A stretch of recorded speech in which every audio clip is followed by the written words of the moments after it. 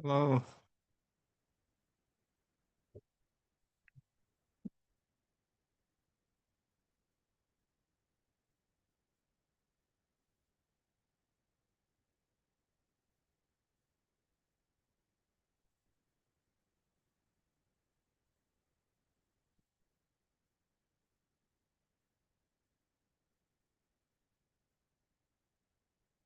I appreciated all the effort you put into that homework assignment. The one you handed in last week? Well, both. I thought your analysis I appreciated your analysis of the paper that was in the biomodels repository. You really thought about that a lot, I think. I realize that those kind of assignments are time consuming. But I hope if you feel that you're not learning something from the assignments, don't be shy. Tell me these assignments are boring or too much work or not challenging enough or too difficult, whatever. Tell me, don't feel that you can't tell me, give me feedback on what's most useful to help you learn.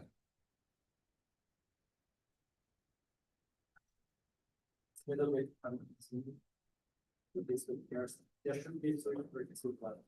You said that you don't need to read this. Like reading three paper too much.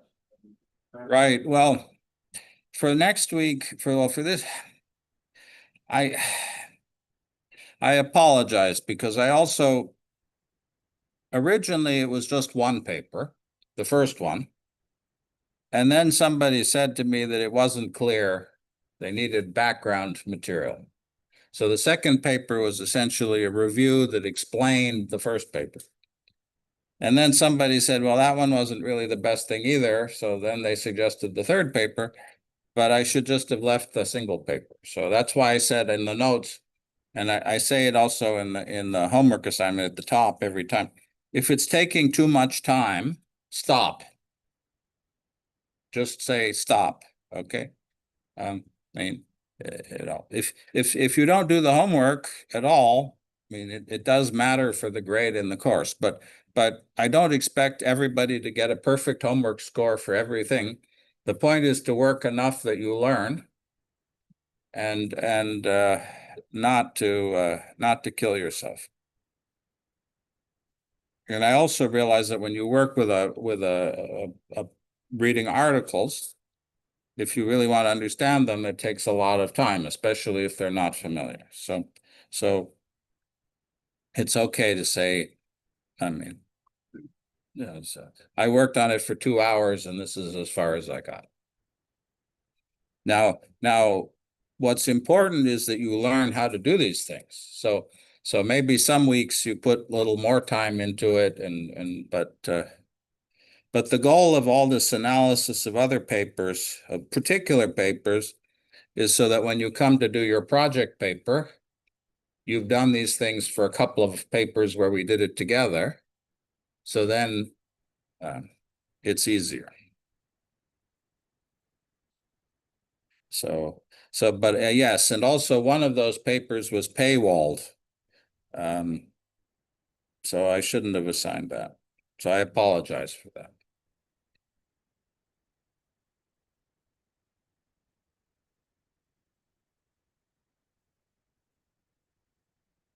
I mean, the reason I did that is that next week I'm going to be away. And so Pedro will be leading the class. And we thought it would be nice to, in class together, work up that paper. And so I wanted to make sure that people read it so that, because if you just come into class and you hand the paper out, you can't get through it in a class. So the goal of that exercise wasn't to finish understanding the paper, but it was to get everybody to do a little bit of preparation.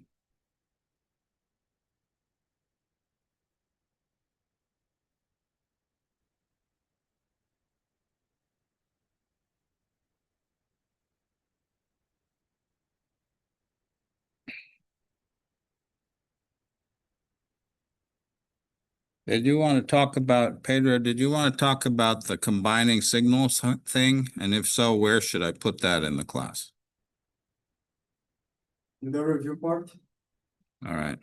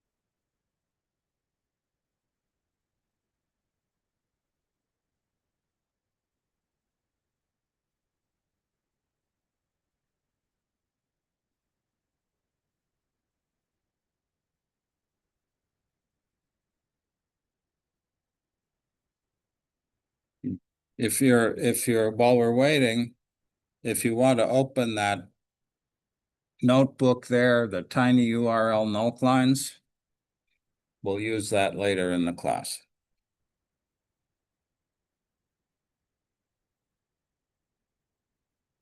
I don't know what happened to people today.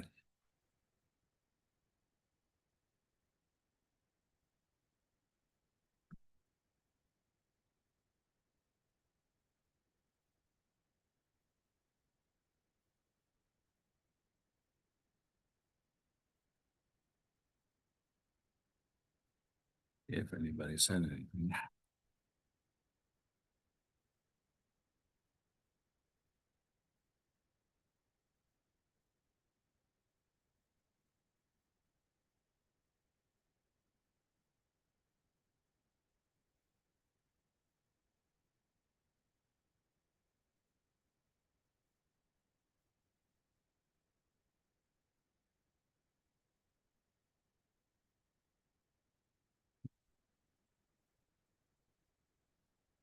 Well, I don't know what to do.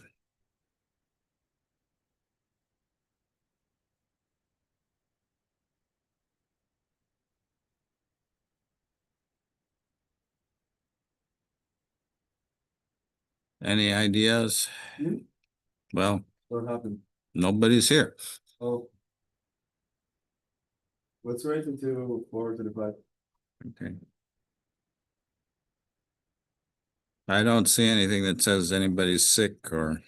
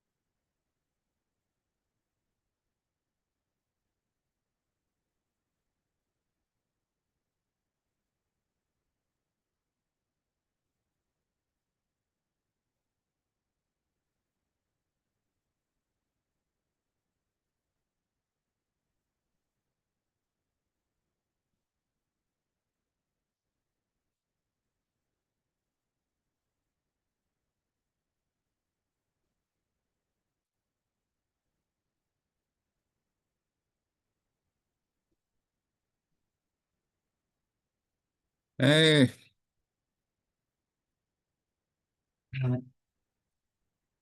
Good. Right. Two. No.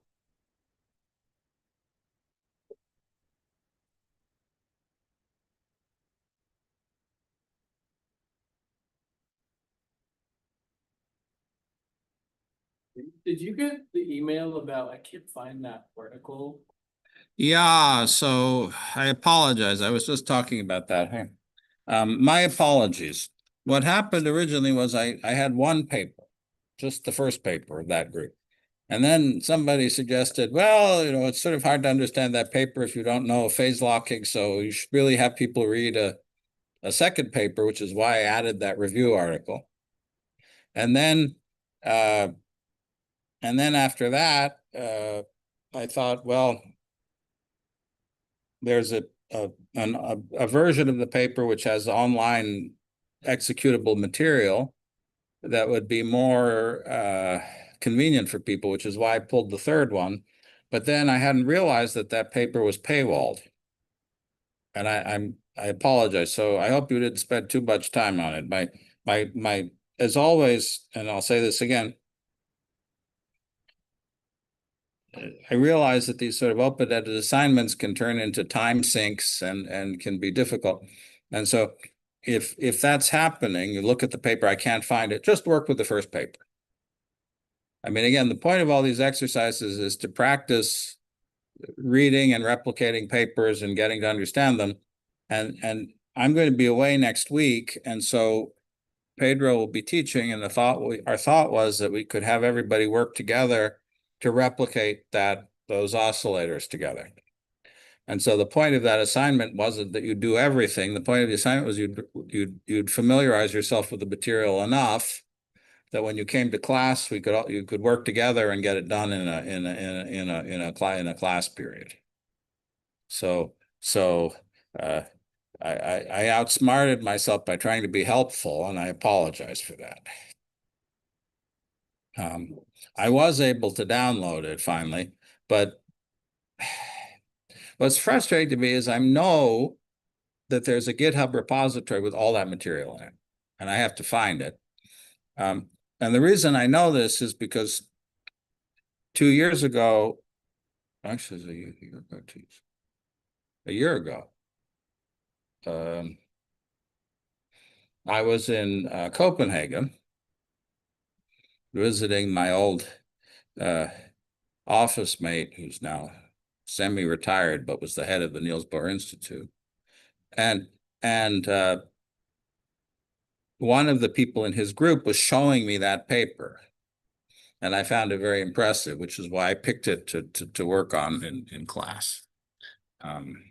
But so I do apologize for that, and also the fact that I didn't get the assignment out until late. I don't like to do that.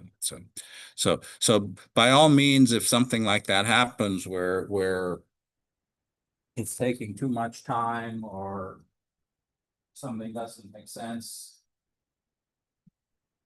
and I really do apologize for not responding right away to your email. I did spend some time trying to dig it out. I finally got it by interlibrary loan.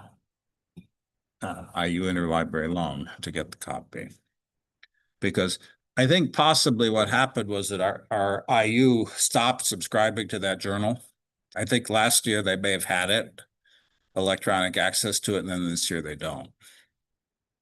So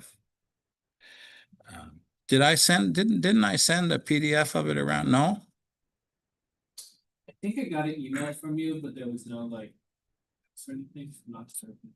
Okay, well then I messed up because I did get the paper, and I thought I had sent an email to everybody with the attachment. So it's possible possible I messed up. So again, my apologies on that.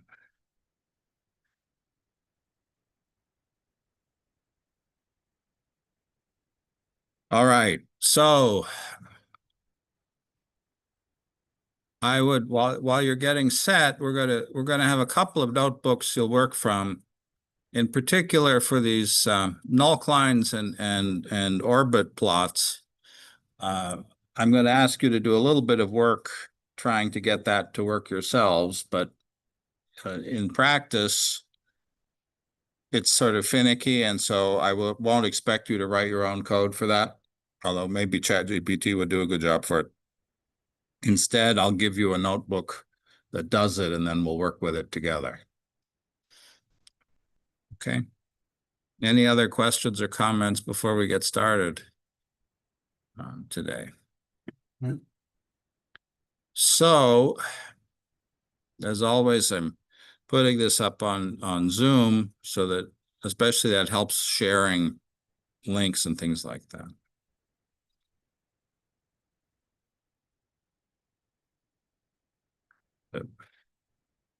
So we're going to start out with a little bit of a notebook that actually not a little bit of a notebook that Pedro put together that explores a little bit of the complexity of combining signals. There are questions if you have two signals coming into a hill function, how do you put them together? And Pedro wrote a little notebook that plots a couple of the many, many possibilities for that, which he'll share with us. And then I'd like to get brief updates from you on project status. And then I had originally moved this to an appendix, but I'm going to pull it back into the main class. We're going to talk about orbits and flows a little bit. That'll introduce the concept of null Clines. I don't know if people have worked with null Clines before. A little bit. Okay. And then we'll see how many of these exercises we do. I'd like to get through that. And then we'll do those for the toggle. And I have a notebook prepared that already has that done out for you, so you don't have to do it all yourself. We may talk a little bit about the toggle with bias if we have time, but I really would like to get to noise effects if possible today. So I've been asking you to do model reproduction and replication, and right on cue, the National Institutes of Health back a few days ago announced that they have a prize for ideas about ways to replicate things. Now, they are thinking primarily about replicating experimental results. However, they also are interested in ideas for better replication of computational results. And so if people are interested, they could go look. They're giving out about $1 billion in prize money. It's really grant application money, I suppose, but they're calling it a prize. Specifically for ideas about how to do things like, how do you deal with incomplete documentation? How do you deal with lack of transparency in results and protocol? How do you improve data sharing? And so these are things that the little assignments we've been doing here in class are about. So it may seem a little bit like plumbing and not so exciting, but the National Institutes of Health think it's important enough to create a prize for it. So just so people are aware of this as an area of interest.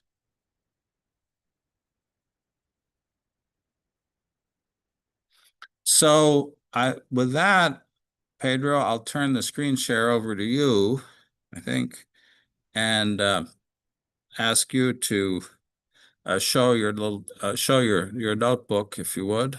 Yeah. And I'll have you turn on the audio on your Zoom. So let's see.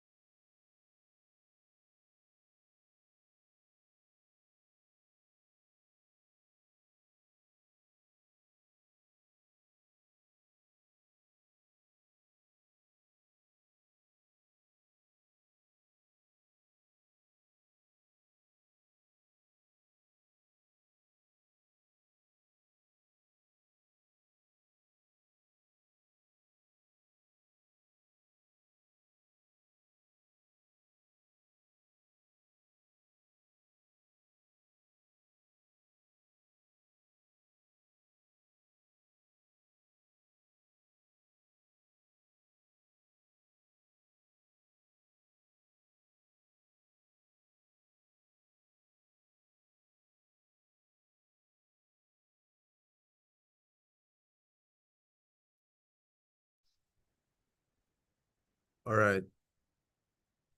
Can I start? Yeah.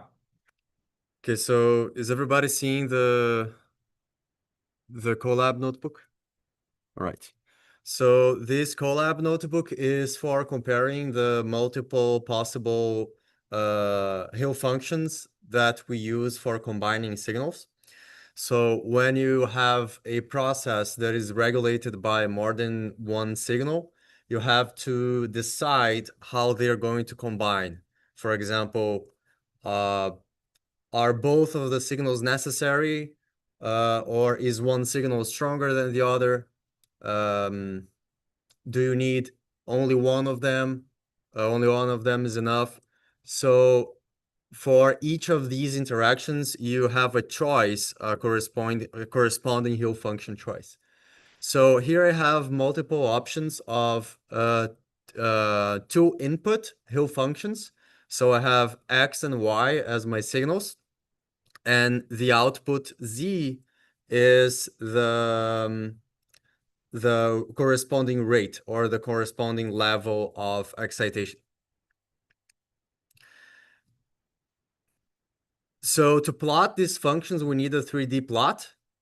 And because 3D plots are quite complicated to visualize, instead of using matplotlib, I'm using this plotly package, which allows you to rotate graphs, zoom in, zoom out, displace the plots horizontally and vertically. So what am I doing here? So I start with initializing a mesh in NumPy, and then I create a corresponding Z based on the function, on a Hill function. And the Hill function takes as inputs X and Y from the mesh, and it automatically calculates all the corresponding Z's for every combination of X and Y's in the mesh. So this is a very powerful tool because you don't need to do for loops. I am defining dictionaries because I want description, type of interaction, and the function as a string for plotting and organizing things in a table. So it's easier to compare and reference back. So here I'm using pandas to convert all these dictionaries to a table. And then here's the table, which you can better visualize. It's much more organized.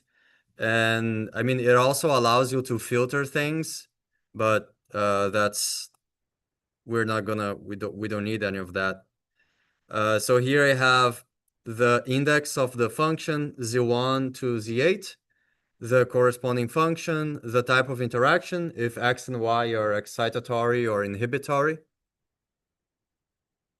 For making the table, I use pandas, but there is this command data enable formatter, which you get from Google Colab. So this is specific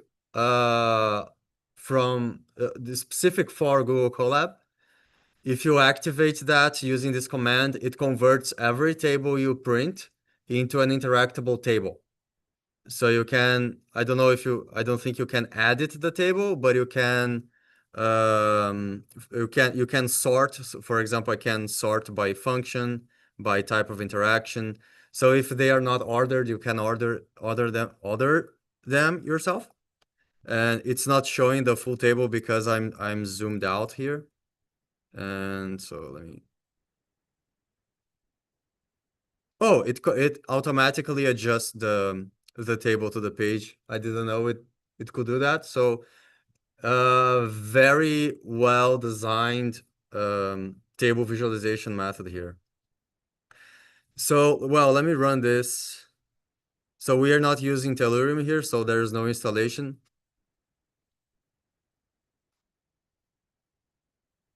That's the table. And then I choose a function that I want to explore. So let's start with the first function. The first function is x to the n plus y to the n divided by k to the n plus x to the n plus y to the n. So in this formulation, we have both x and y as excitatory. And if you have experience looking at these formulas, you may infer that either x or y are sufficient to excite. They are complementary to each other, so their effects sum, and if you have just one of them active, that's enough. So let me go ahead. I'm gonna assign function to z1. And then here I'm using plotly to plot the z function. I have to pass the z argument. So I'm taking the z argument from my dictionary. And the title is assigned to the string formula.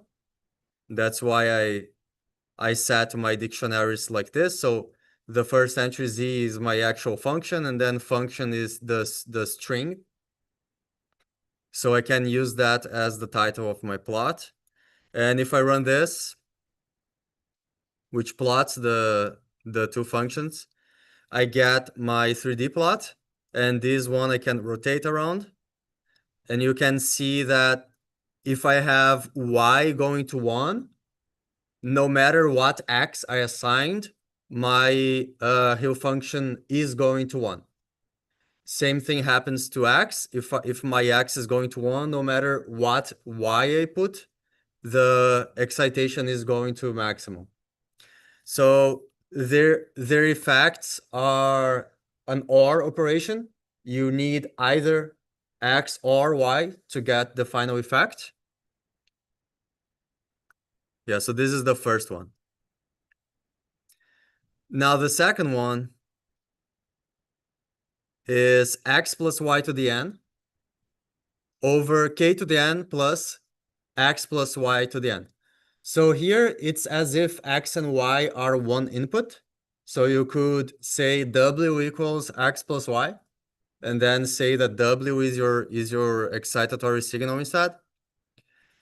And it behaves similarly to the other one. Of course, the shape of the function is not the same, but it has a similar behavior in the sense that you need either x or y to get maximal excitation.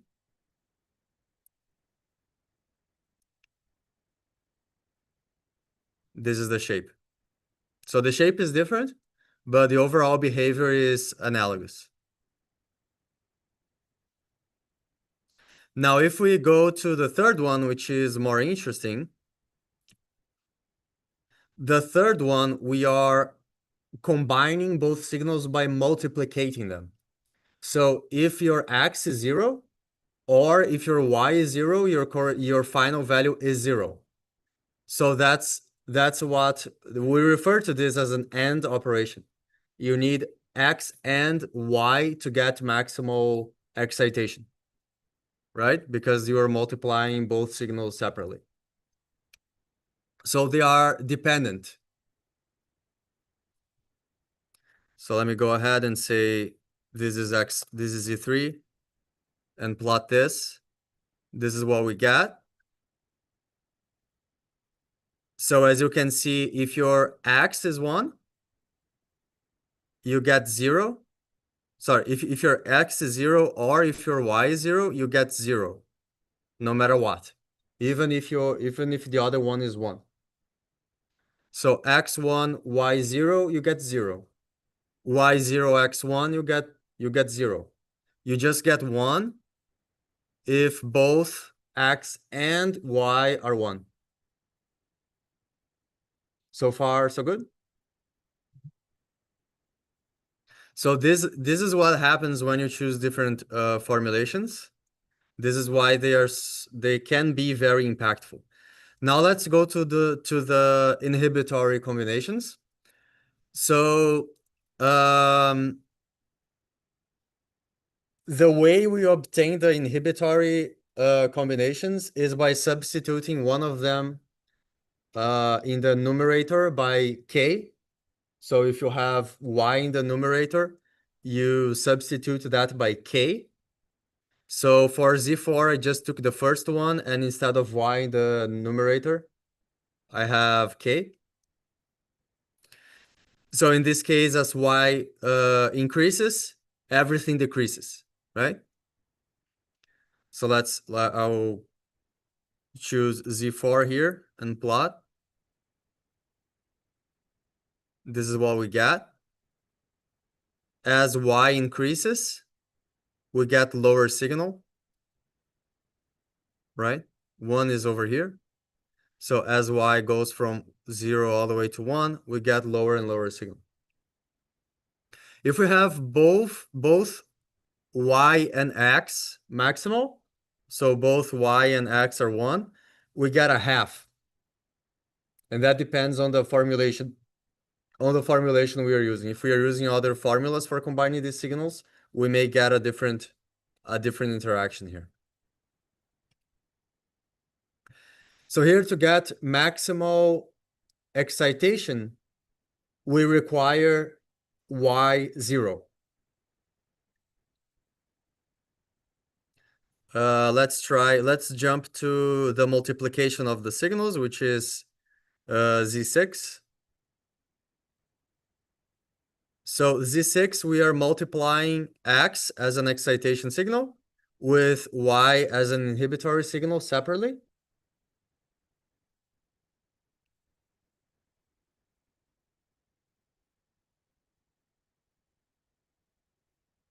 Let's plot that.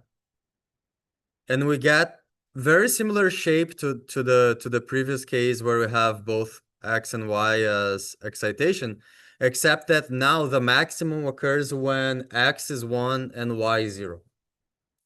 So to get maximum excitation, we require both X maximum and Y minimum to allow maximum excitation. I think that's great. I think people could probably explore that and come up with some more. Is the idea that you like, I don't know, see biological data and try to match it to one of these, or you just play around and like, I get the general idea of like X and not and or like that, but as far as the subtle differences, how do you like pick between them? James? Well, I would say that the key thing to do is to try to remember. James, I think you would like to unmute. All right. So I would say the key thing is which we saw in that one case where when the signals conflicted, you got a value of a half. Is if you could do an experiment where the inhibitor is turned on and the activator is turned on, what happens? Is it turned off completely? Is it turned on completely? Is it turned on at some intermediate level? If you know that, then you know a lot. If one of the signals is turned off completely and you scan the other one, do you get nothing, or does it behave independently as if the signal depended only on that one input? And so you don't have to scan every intermediate value, but if you can look at the limiting cases, and some years I have a whole lecture on how to evaluate limiting cases. So ask the question, if you have the two signals and one of them is turned off completely or turned on completely, what's the response to the other one? That usually is enough to be able to understand what's happening. And so turning things off is usually fairly easy. Well, I don't know, it's easy, but it's possible in the sense if you knock something out, you've really turned it off. Having something turned on maximally may be a little bit more problematic, although it's not impossible. And so you essentially want to think about what happens on the borders of that box, where maybe just by thinking about it, you could come up with something reasonable. Now, there were those two cases where the boundaries were the same, but in one case where you added the two numbers together, the two concentrations together, and then exponentiated, you basically got a flat surface. And in the other case where you exponentiated first, you got a curved surface in the middle. And so in that case, what happened at X equals K, Y equals K was critical. And so you might want to make a measurement of the rate at that critical point as well. So if you know essentially what happens when X is 0 and 1, when Y is 0 and 1, and maybe when X equals K and Y equals K, if you could constrain those couple of points, then it tells you a lot about what the structure is. Now, of course, doing the experiments to do that coupling and measurement may or may not be something that's very practical. You may only know parts of it. But very often there will be experimental data that will give you some sense of what signals are dominant and what happens in the intermediate cases. I would also add here that these decisions are, like in practice, from my experience, come from understanding the biology behind it. So for example, suppose you have two enzymes and they do the same thing independently. So there is a reaction and you have two possible enzymes that do the same thing. They upregulate that reaction. So either you have enzyme one, so you could have just enzyme one or just enzyme two, and the process would happen. In this case, you would probably go with Z1 or Z2 to model that, probably Z2. But now imagine you are modeling, for example, phosphorylation, and then you need for example, E1 and E2, which are different enzymes, but they have to bind. They actually need to get in contact with each other to do a phosphorylation process. So you need E1 and E2. Then you will probably go with the multiplication of them, which is Z3. Or let's imagine an inhibitory case. You have an inhibitory signal that destroys the source of your reaction. No matter how much of an enzyme you have that boosts that reaction, if you don't have the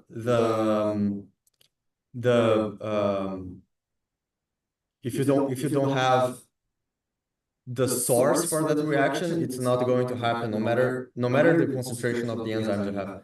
So if you have an inhibitory signal that is destroying these source chemicals, you are definitely going with an AND operator, which would be Z6.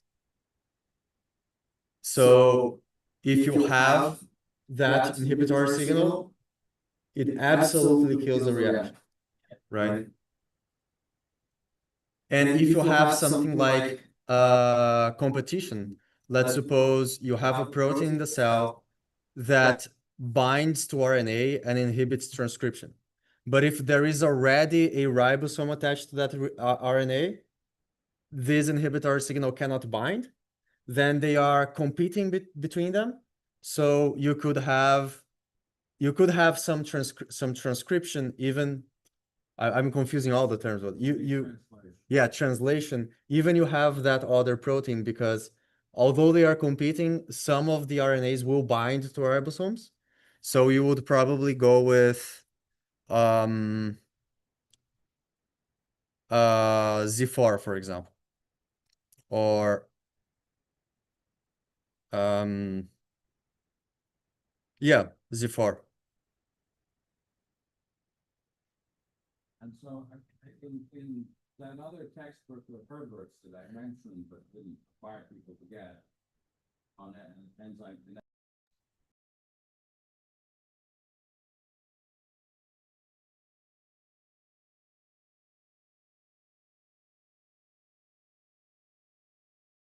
I thought I was, actually. Thank you. But there's a pretty big literature on that. And so I can't, I wish I could give you a simple, I wish I could give you a simple rule that applies all the time. But Works.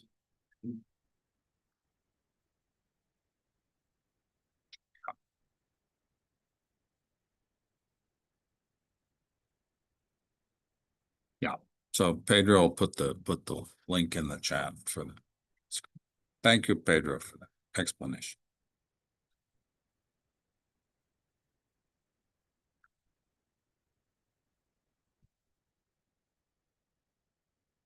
And if you find any circuits or combinations that you find in the literature that you think are interesting and you want to add it to the notebook, we can put it into that dictionary and have it available to everybody to share.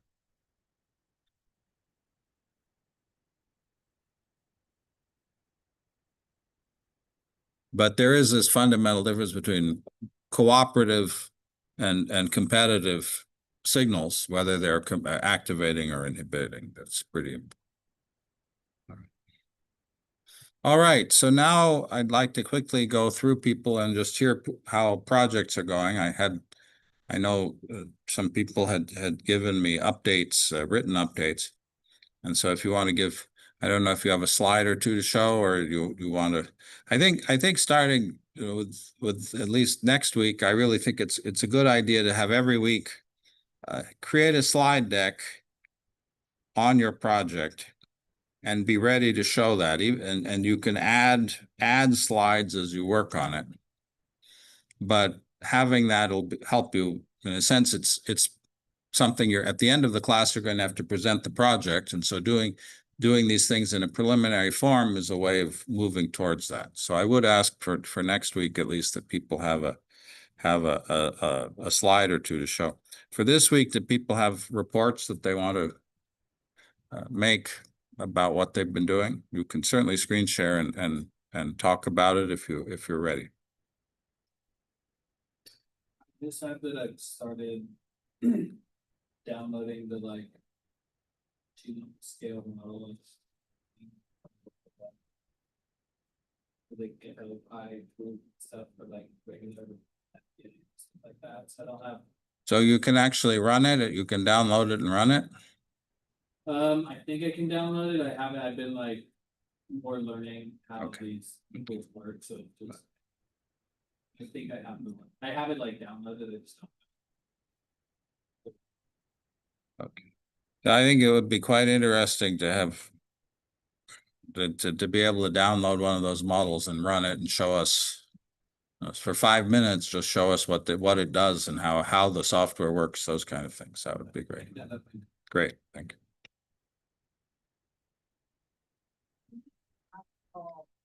Studies right now. Yeah. It was just more of a information and connected. Mm-hmm.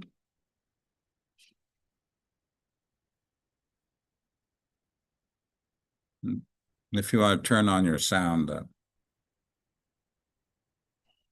So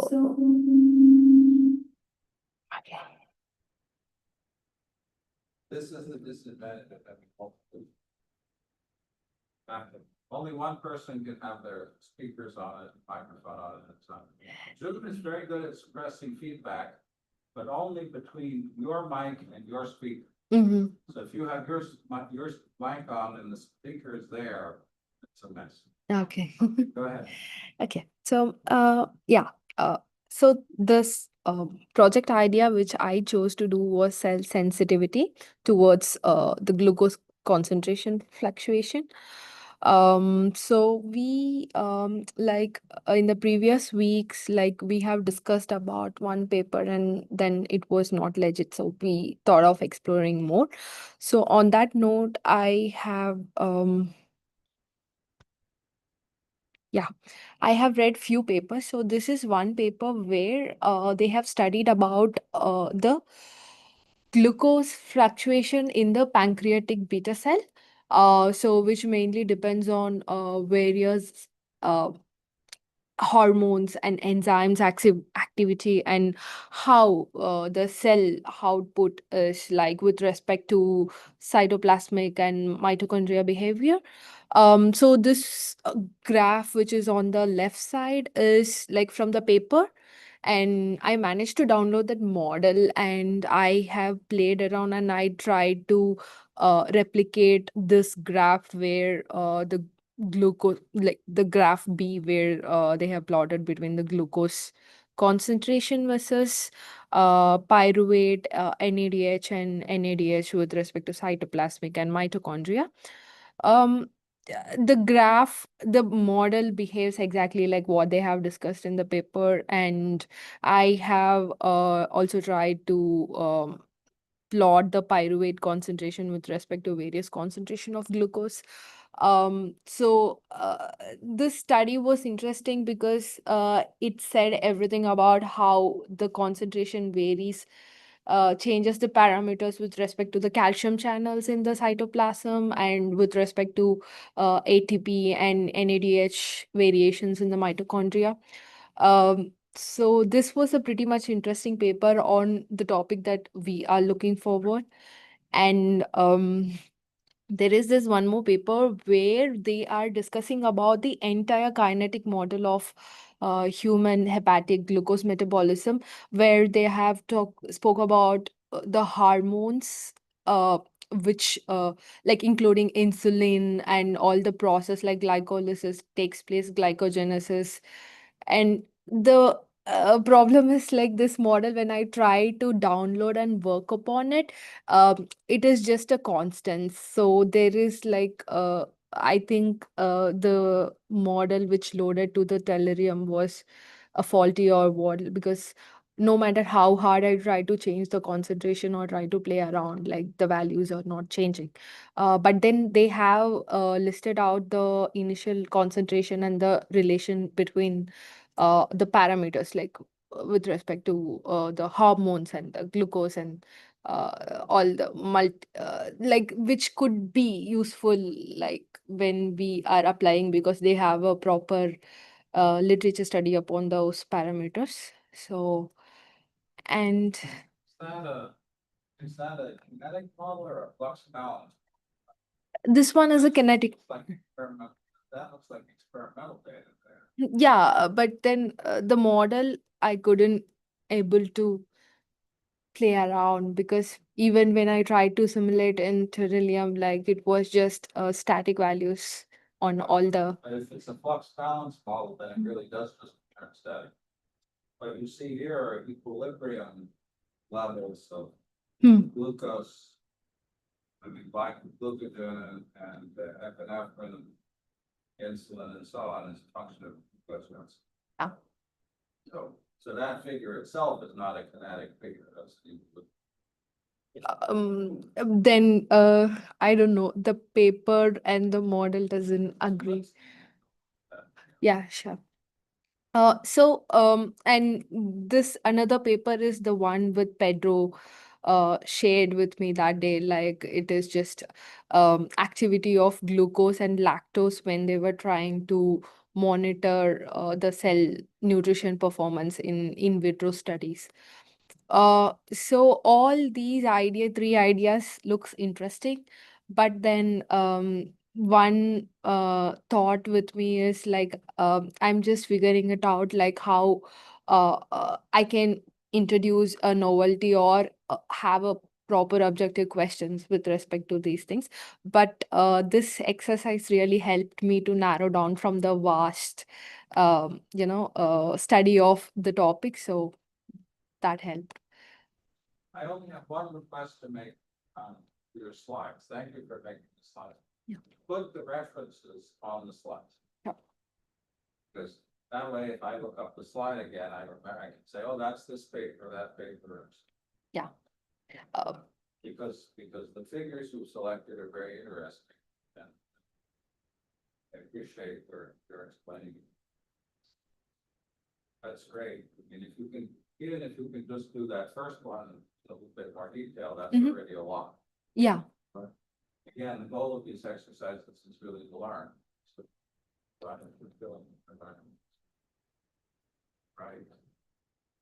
Okay, did you have something you want to talk about today? How much I did download the. Use it for my purpose.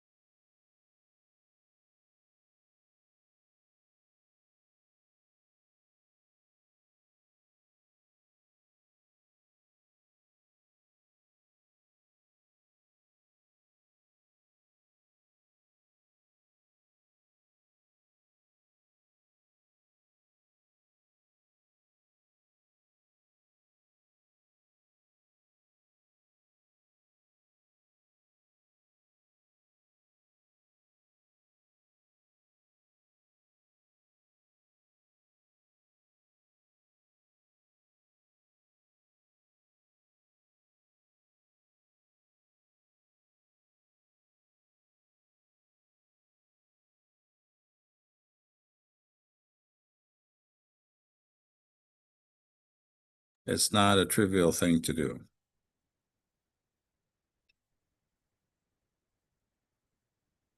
All right. So what I'd like to spend a little bit of time on, and I realize people may not have pieces of paper. I wonder if we could find paper somewhere, like in the trash bin or something like that.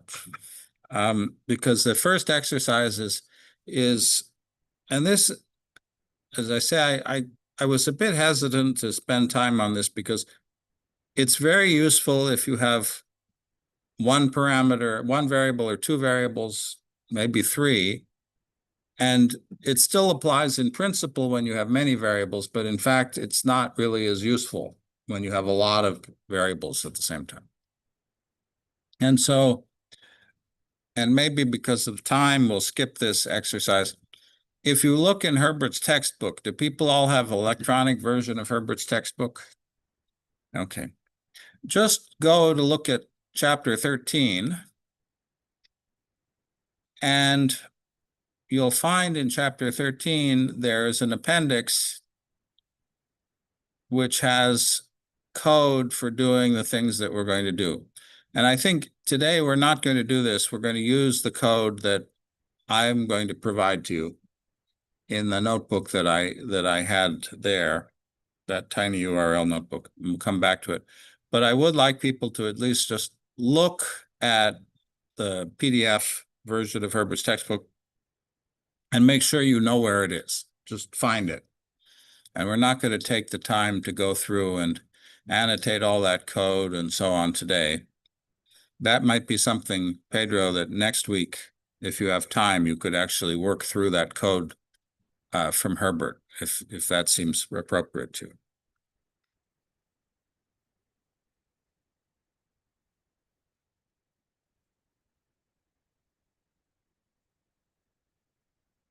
All right, but is everybody able to find it so that you have it available to you? And the reason that I'm not focusing on Herbert's code is that what we're going to do now in the next 20 minutes or 30 minutes, Herbert does by hand. He basically doesn't solve it the way we need to. And so, and there are functionalities in Python that will allow you to do it, not by hand. So I want to come back to that.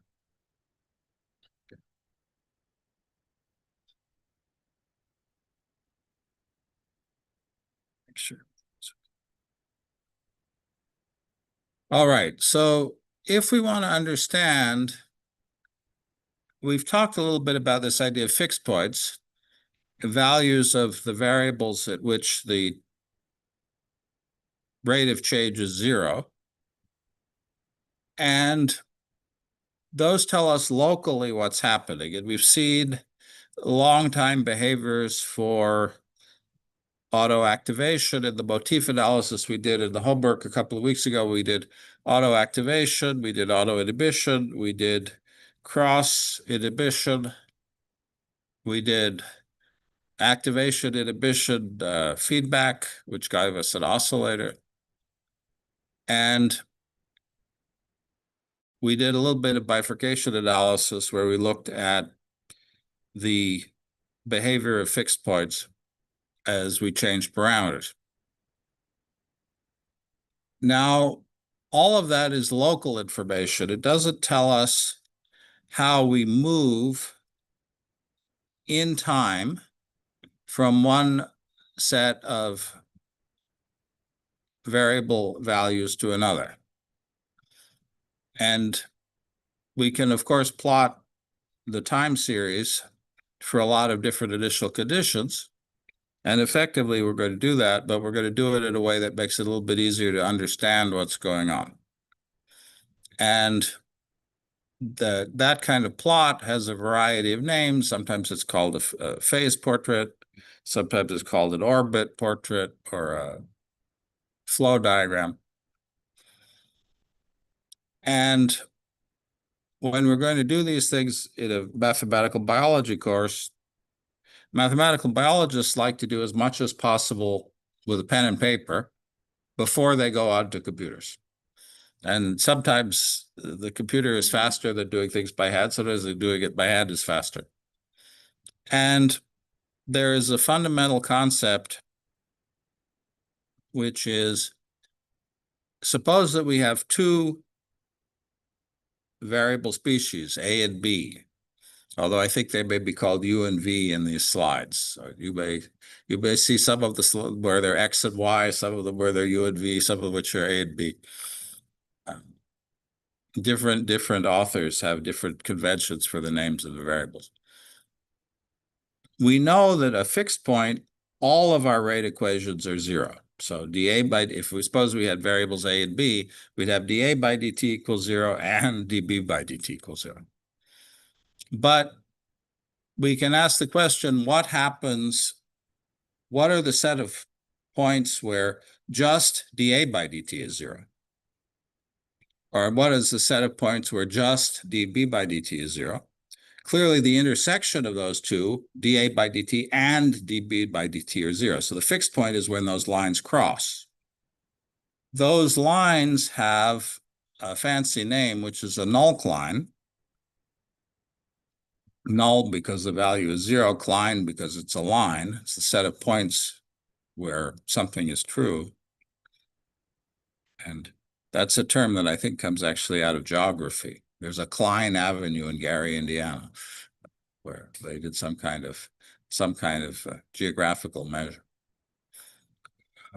So at a null Cline, the great thing is we know the direction of movement. If dx, suppose we have x and y as our variables, if dx by dt is 0, then dy by dt is not 0, and so we know we're moving in the y direction and not in the x direction. Similarly, if we're on the y null Cline, dy by dt is 0, and dx by dt isn't, we know we're moving in the other direction. And so this allows us to begin to do global analysis, not just local analysis.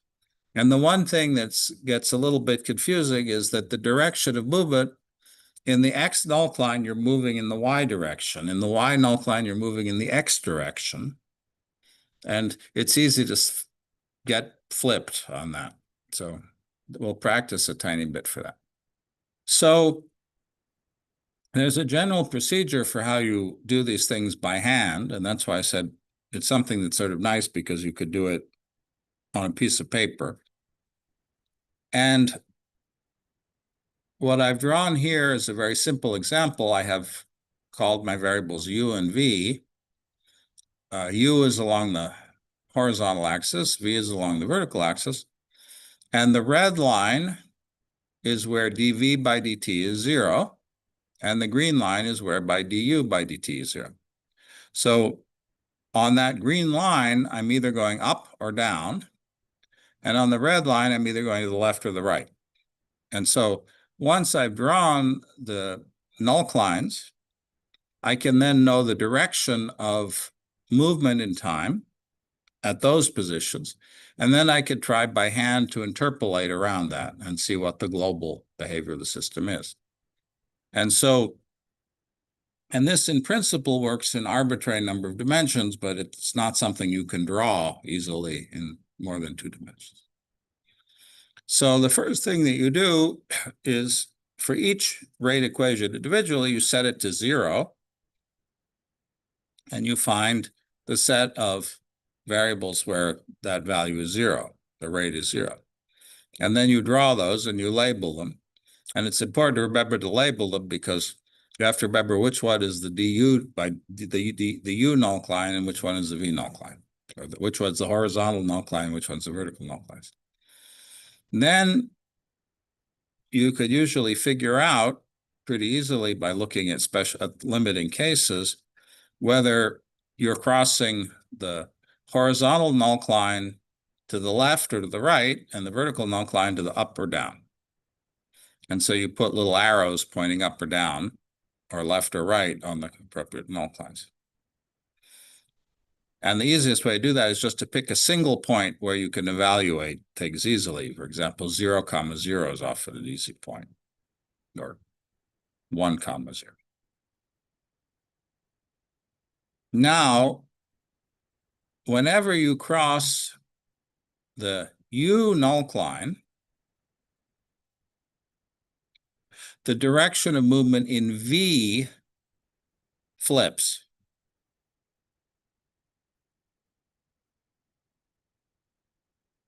And vice versa, and there's a typo here, which is difficult. When you cross the V null Cline, the direction in, actually I said that exactly backwards, and I said it's correct here. When you cross the U null Cline, the direction of movement in U flips. When you cross the V null Cline, the direction of movement in V flips. So if you know the direction of movement in one sector, you can then mirror your direction every time you cross a null Cline, and you can know the direction of movement in every region. Now, in this case here, with only 4 regions, we could do it very easily by hand. But in a more complex situation, it might be more difficult. And so again, once we've done that, we label our quadrants. So in this part, dv by dt is bigger than 0. Let's look at the bottom right quadrant. In this region, dv by dt is bigger than 0, du by dt is bigger than 0. We go up, we cross the du null Cline, so the sign of u changes. So du by dt is negative now. dv by dt doesn't change. So dv by dt is bigger than 0, du by dt is less than 0.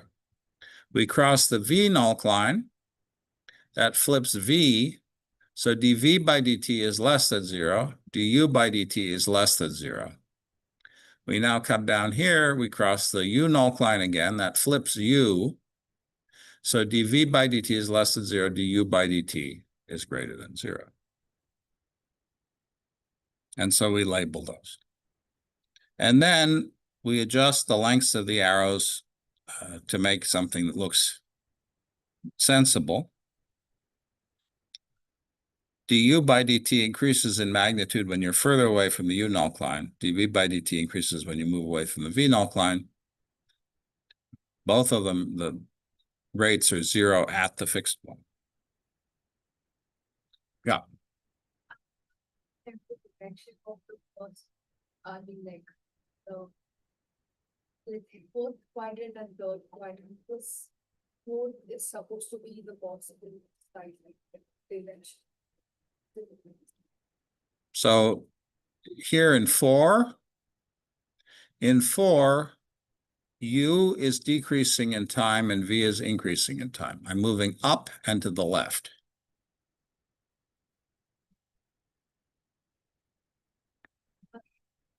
Remember, we're not talking about the value. In other words, u and v are bigger here than they are here. But we're talking about the rate of change of u and v. And again, that's why I wanted to do a few exercises by hand, because mapping, we're used to thinking about values, but thinking about rates of change is a little bit more effort. And so I want to make sure that people are familiar with this idea, because it does come up, it will come up probably in many projects that you might do. And in a more complex model, it becomes pretty hard to understand these things. So I want to do some very simple cases today where we can get an intuitive understanding of what's happening. And then maybe that will help you carry it on to more complicated problems later. So let's try a classic, very, very simple model from population biology. It's called the Lotka-Volterra model. It goes back to the 1910, 1920 period. And you say du by dt is equal to u times 1 minus v, and dv by dt is equal to some parameter alpha. You can set that equal to 1 for the moment. V times u minus 1. And you'll notice these are fundamentally symmetric equations. And this is basically a model of species A eats species B, and species B eats species A. That's where this comes from. And so I'd like you to get out a piece of paper and find out, set du by dt equal to 0, that's the u null Cline, and say what are the values of u and v where that's true.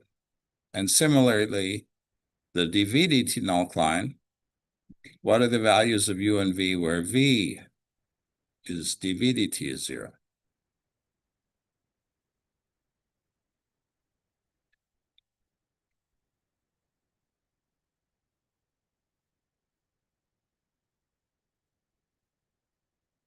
And I shall point out that that is a slightly trick question here. Because if you look at the first one, for example, u times 1 minus v, there are two different ways that that can be 0. And so it's okay to say, if something is equal to 1, then this is okay. If something is equal to 0, this is okay. But try to think about that. And then draw on a piece of paper the lines that you just calculated and label them as the u null Cline and the v null Cline.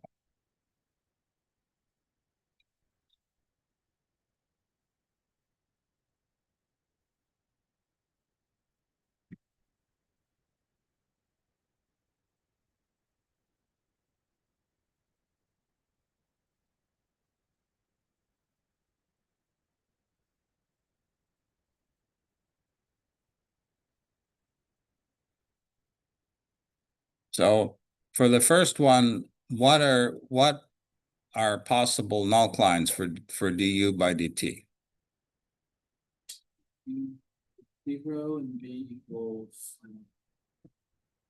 Right. So those are definitely, so u equals 0, v equals anything is 0, right?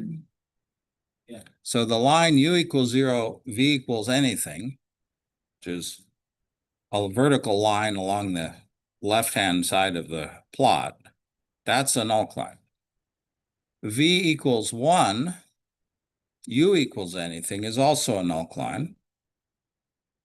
And so that is a line with v equals 1, u equals anything. So there are actually two u null Clines perpendicular to each other, like a T.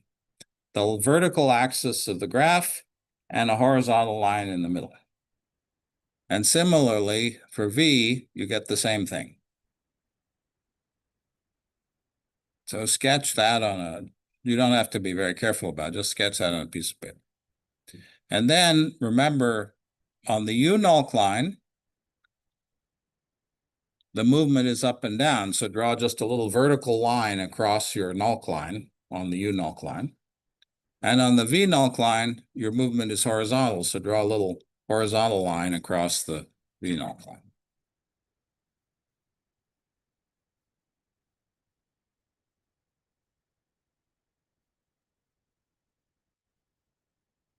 So you should get something that starts like that.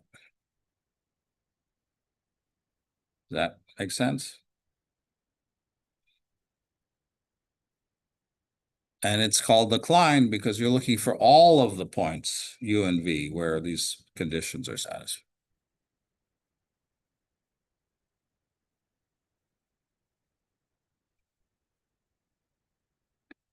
So I'll wait till everybody has that sketched.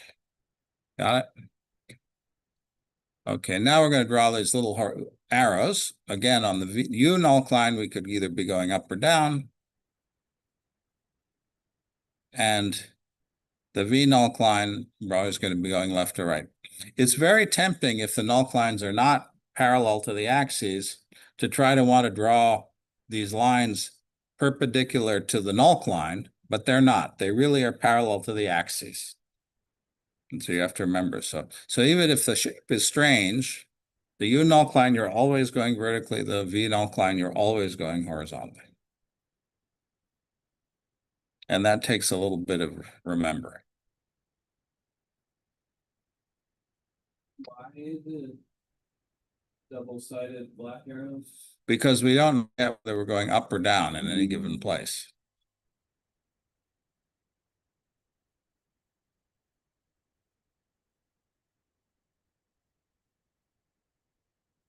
I mean, if you know that from the beginning, then that's great, but I'm assuming that you don't necessarily know the direction to start with.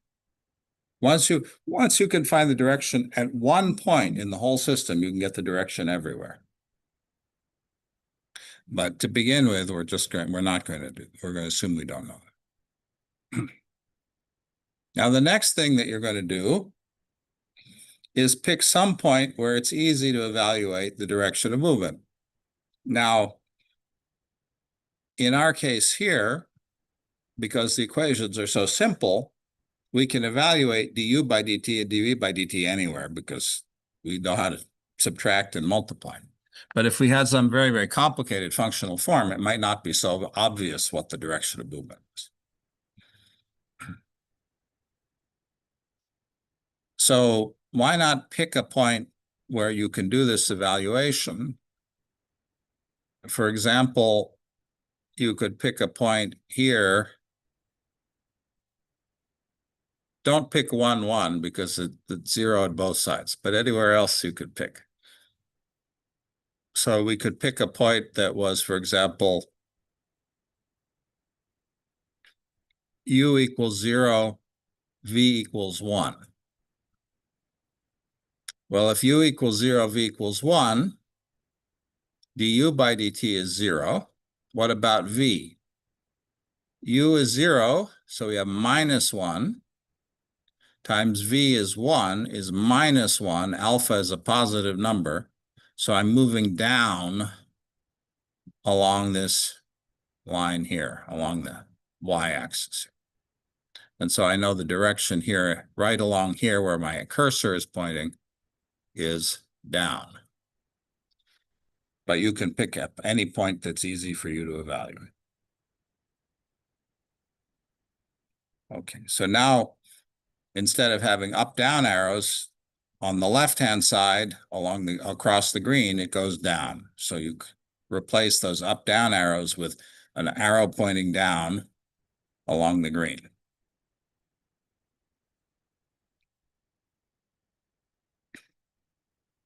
Now, it would be also nice to pick a point where you can get the x direction. You can't do that there.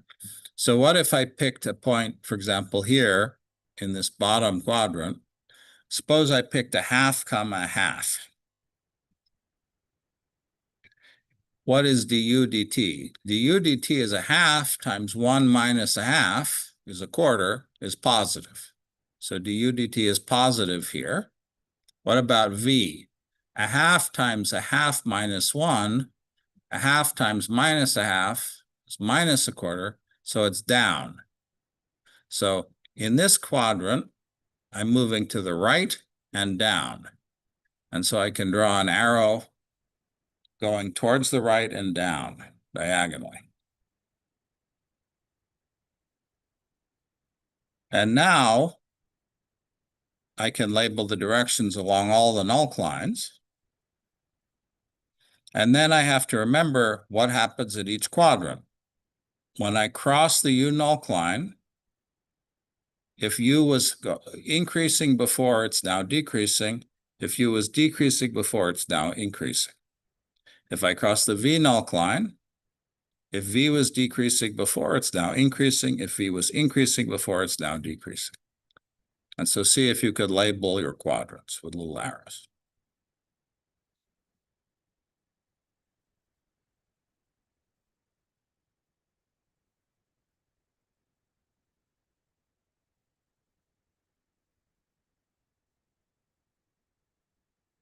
I picked a different point here for my example, which was 0.3 comma 1, but we could pick any point we like. Go ahead. So when you, do we just like disregard the 0, 0 lines? Well, we're not going to allow the values to go negative. If we start with U and V positive, we don't cross the zero line. So we're always confined to positive values. Yeah. Now, it's not that those don't have an effect. Those lines will have an effect, and we'll see that in a minute. But for the moment, we're going to assume we're staying always in the positive parameters, variable space. That's a great question, and we're going to do an example, I hope, in a few minutes where we have one where we allow negative values as well. And there's nothing wrong if you keep going with this. This system admits negative values. It's not biologically meaningful because negative rabbits and negative foxes don't really make sense. But mathematically, the equations can be solved for U and V negative. So I guess if we can go negative, I'm just confused because you have a vertical U null line. But U null lines can only go up and down. Right. Oh, so you Right. can just never cross it. That's right. That's exactly what it's saying. So yes, that issue of what if the null Cline, what if the V null Cline is in the V direction, or the U null Cline is in the U direction? That's a little bit perverse, but it does happen. And this is an example. Okay. So here I evaluated this one that I suggested. We know that we go down here, crossing the U null Cline on the left-hand side. And then I picked another point, 2, 1, as an example over here, and I'm going up. And so then I can label my quadrant, dV by dt is negative in that upper quadrant. And then I can do the same kind of thing for the U. Their dV by dt flips sign when I cross the V null Cline. So if dV by dt is negative here, it's positive here.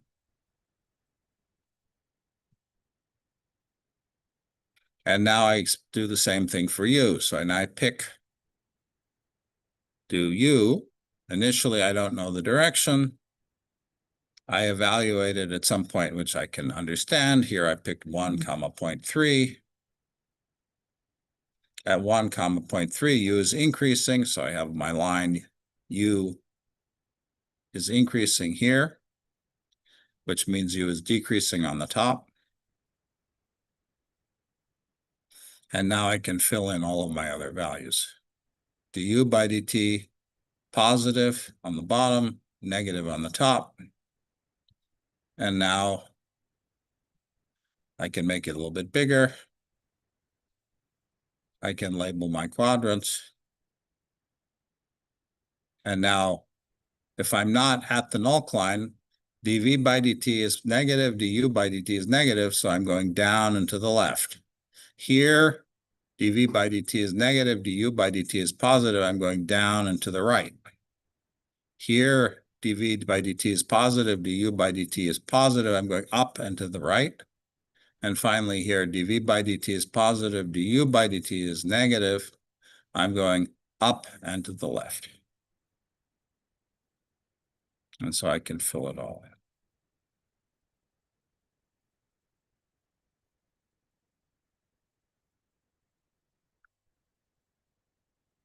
And so I really don't have to do very much math to do that. It's really a graphical technique. And this method was developed a long time ago when people didn't have computers. And so being able to do things by hand like this was very helpful. All right. So now I'd like people to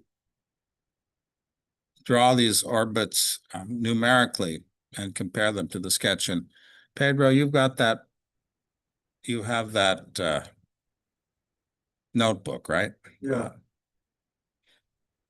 And this says use the code, update the code we used in previous classes, but in fact, we're going to use that notebook that I had. Could you put that notebook link in the chat? Yeah. I created this tiny URL for it. The compilation notebook. That I gave it a short name for people so it's easier to get to. tinyurl.com null clines.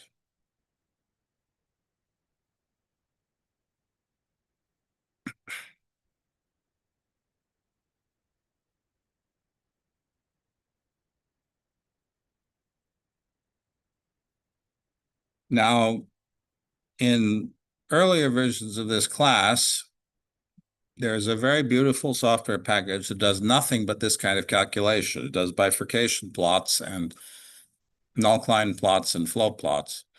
That was written by Bart Ehrmantraut at Pitt, University of Pittsburgh. That's an incredibly beautiful piece of software. It's quite old. I think it's 30 years old now. And so you'll see on my graphs are calculated with his software because these are old. And it wasn't until fairly recently that we had something that's equivalent that worked with antimony. And our antimony code isn't quite as convenient as Bard's, but for our purposes, I think it's worth a slight amount of inconvenience to stick with one software package.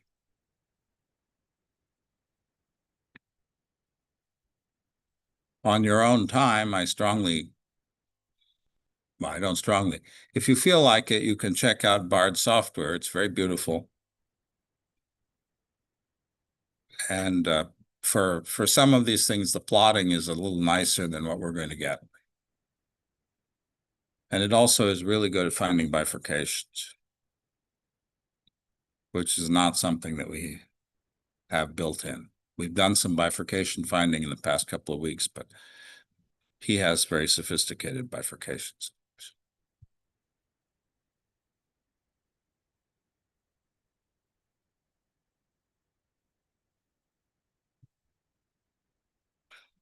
But I want everybody to open this Null Clines notebook, and the first set of examples are labeled Lotka Volterra, and why don't you execute it and see if you see what we just got here.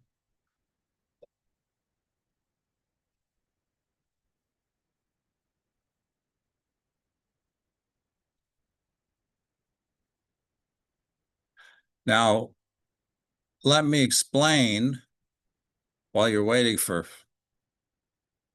Colab to start up, if you're using Colab, what's going on here. These arrows are these vectors that I've been sketching by hand here on the right. And so what I see in this upper right-hand quadrant is that I'm moving upwards and to the left. In the upper left-hand quadrant, I'm moving downwards and to the left. In the lower left-hand quadrant, I'm moving downwards and to the right. And in the lower right-hand quadrant, I'm moving upwards and to the right. You'll notice that when I sketched it by hand, I've regularized these arrows. In reality, there are some subtle differences. The arrows are not all the same length within the quadrant. They don't all point in exactly the same direction. Some of them are more vertical, some are more horizontal. And they're also, you see their gradients. Near the fixed point, the length of the arrows is small.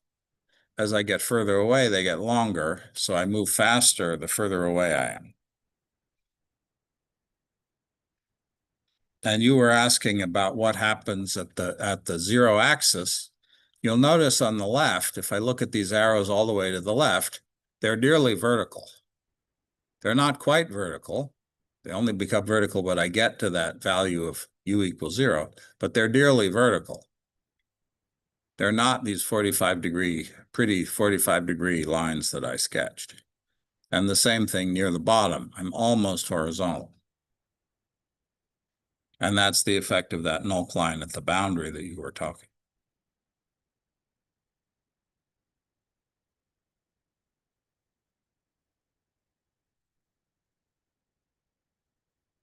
Were people able to get that, download that notebook? Did it run? There's rather a lot in that notebook, and Pedro will walk you through a little bit of it in a few minutes. So when you run it, there are two settings in that notebook. One of them calculates flows. That is, it picks a bunch of points, initial values of x and y, and then calculates the direction of movement. It calculates it picks initial values of u and v, it calculates du, dt, and dv by dt, and draws a little vector. And that's what you see on the left. And that's called the flow diagram. The other thing I could do is start at a given point, some initial value of u and v, and then calculate the time series and plot the time series, not versus time, but u versus v. And in this case, they're pretty similar. If I were to start with one of these little vectors and go around following the vectors, I'd see that I go in a circle, which is what I see here. But these are two different views. These are sometimes known as the Eulerian and the Lagrangian points of view. In one case, you stay at a fixed point in space and you look at the direction of the movement. In the other case, you follow the flow around in time. And in the case of Lotka-Volterra, where it's very simple, those basically give you the same information. However, we're going to find out pretty soon that there are situations in which the two viewpoints give you some rather different information. And so that's why we have both options. Okay. So remember, first find the null Clines for each rate equation, draw them, draw horizontal lines across the dv null Cline, draw vertical lines across the u null Cline.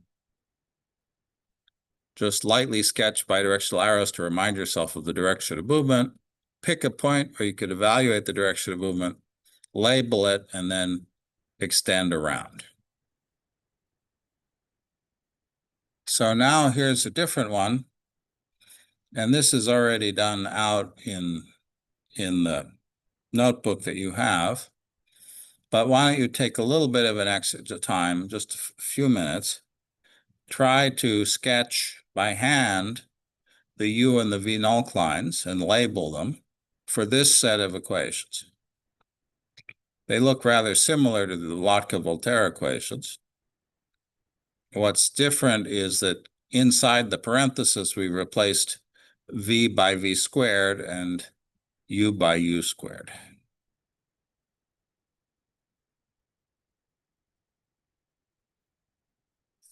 But again, this is simple enough that you can analytically calculate the u null Cline and the v null.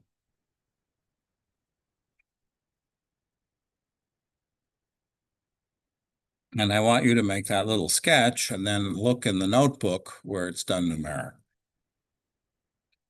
and see how well your sketch agrees with the numerical values.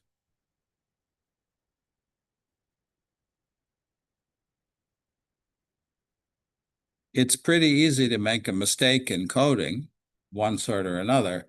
And so to have, and I made a comment about this in some of the homework, it's important when you see a circuit to be able to build some intuition about how that circuit should behave. And so these kinds of null Cline exercises are helping you get a sense of what should be happening, so that if you then do the numerics and you get something different, there are two possibilities. Either your instinct was not right, which is certainly possible, or you made a coding error. And it's really easy to make a mistake when you're typing equations in the computer, and the computer will not generally tell you made a typo. And so having a sense of what makes sense so that you could do some debugging is pretty important.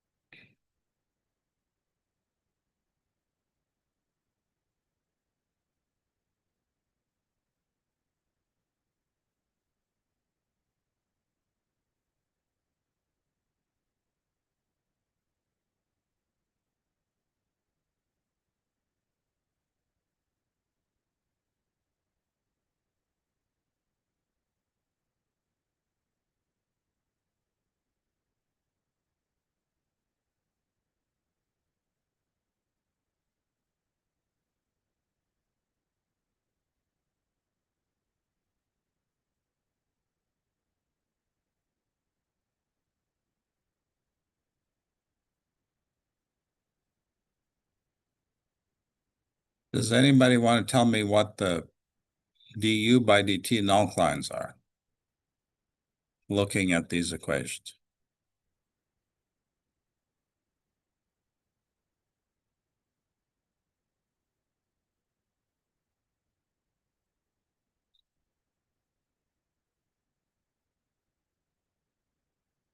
I'll give you a hint. U equals 0, V equals anything is a null Cline for du by dt. So that was the same one we had before. But before we had 1 minus V, so we had V equals 1 was a null Cline. Here we have 1 minus V squared. Well, V equals 1 is still a null Cline. Not so exciting. The same. Go ahead. Hard to find. Direction. Well, let's see. Actually, if we do this one, it's almost indistinguishable from the one we had before.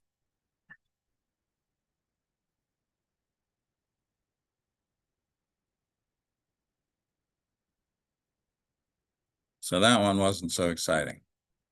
Let's try something just a little bit more complicated. We still have U times something, so U equals 0 is still a null Cline for U. And we have V times something, so V equals 0 is still a null Cline for V. But the thing inside the parenthesis is a little more complicated. So those are going to give us curves that are not the ones that we had before. These are not going to be horizontal or vertical lines. So what are the shapes for the U and the V null Clines for this one?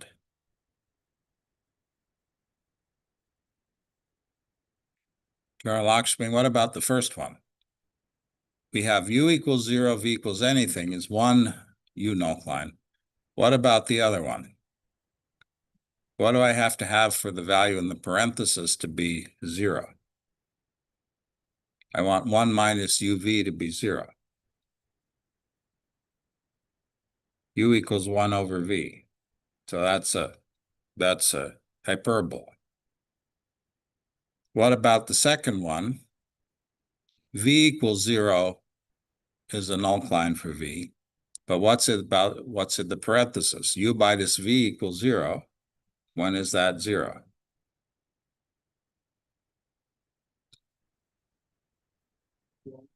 When they're equal, when U equals V. So the U null Clines are the x-axis, the x-axis, sorry, the y-axis, which we've seen before, the vertical axis, and V equals 1 over U, so a hyperbola. The V null Cline is the x-axis and U equals V, the diagonal. So this has a very different structure, doesn't it? So why don't you sketch that structure on a piece of paper and draw your vertical and horizontal lines and tell me where is the movement in the various quadrants?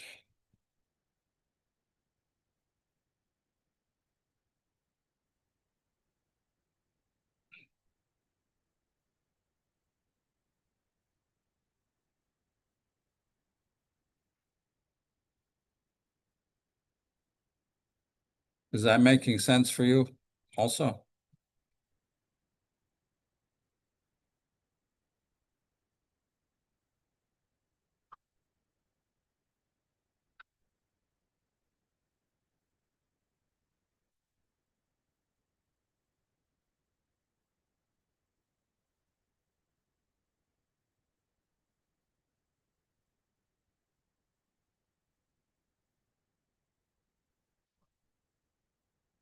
Du by dt equals 0 when V equals 1 over U.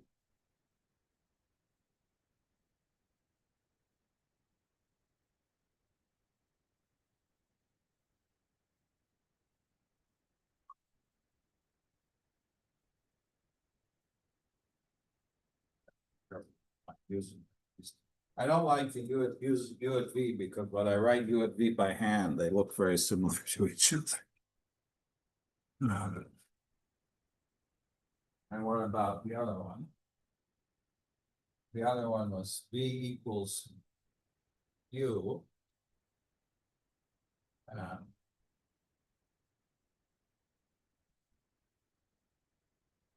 And that was dV by dt.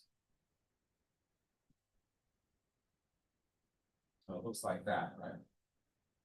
Now, when I cross the dV, on the dV by dt null cline, am I moving up or up and down or left and right? dV by dt is 0. So am I moving up or horizontal? dV by dt is 0. If the vertical direction is up, there's a V change. So I'm moving horizontally here. Oh, shoot. And now I should have kept my other pen. And I'm moving vertically here.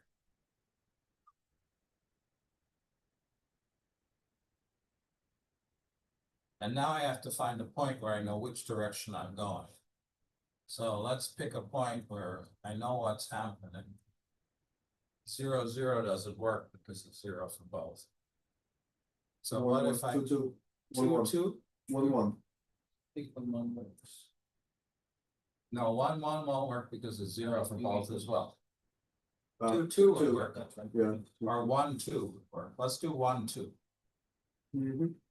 So let's pick 1, 2. What is the U by dt for 1, 2?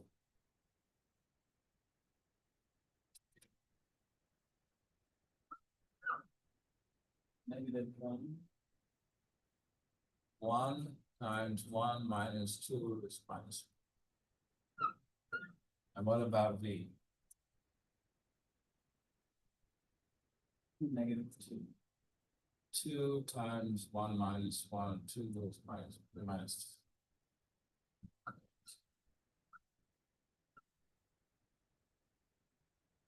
Okay, so at this point is 1, 1. So we went to 1, 2. 1, 2, that was up here. And U is decreasing. And V is decreasing, and V is decreasing faster than U. So in this region here, I'm moving down and to the left. When I cross the U null line, I'm vertical, which flips the direction in the horizontal direction or the vertical direction? Horizontal. So in this region, I'm still going down, but I'm going down and to the right. When I cross the V null line, which flips, vertical or horizontal? Vertical. So when I cross the V null line, I'm now going flies. I'm going up and to the right. And now I cross the U null line again. And so I flip my U direction and I'm going up and to the left. So that's my direction.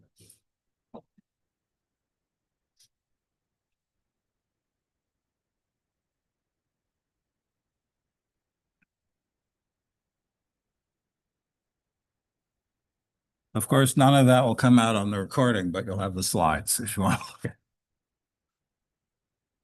So that's what you get. Did I do it right? Did we get it all right?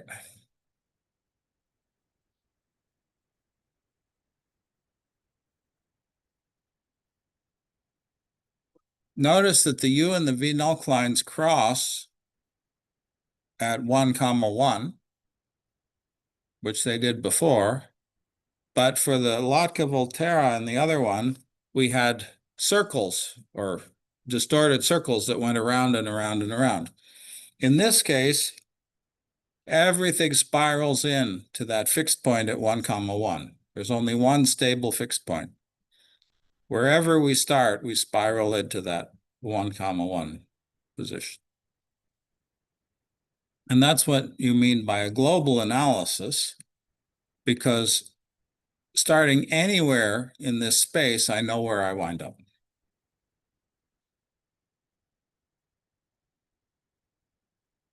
And that should be in your notebook as well.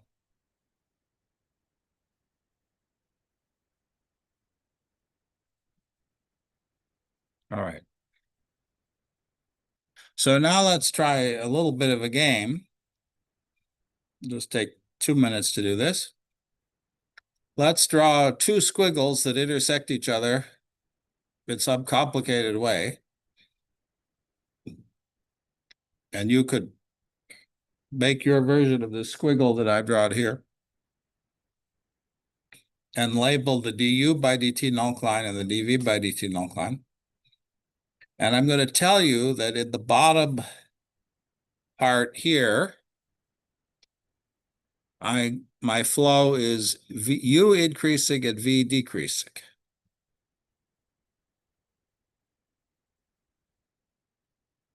And now, how many regions do I have? I have 1, 2, let's go clockwise.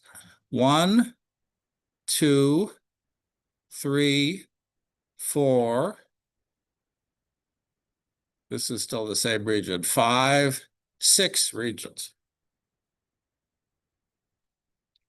And I want you to label the direction of movement in each region.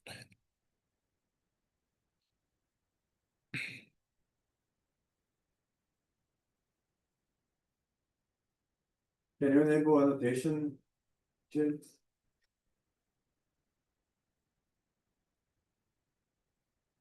You see.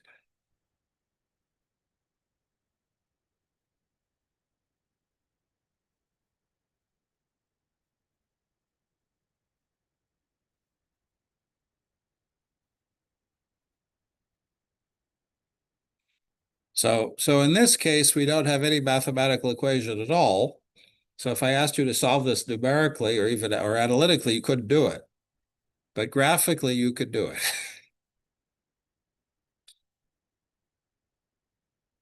So just from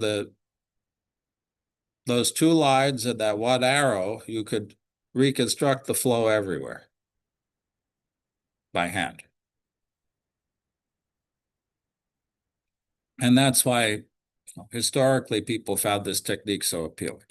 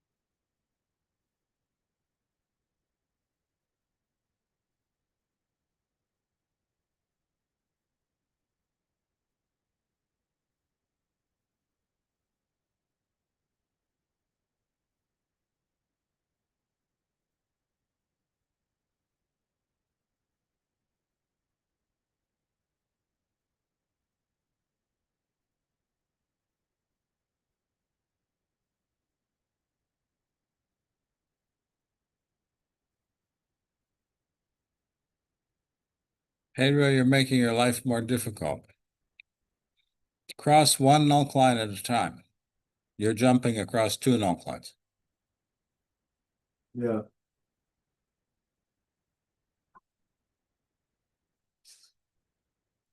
So look at that left-handmost region along the vertical axis.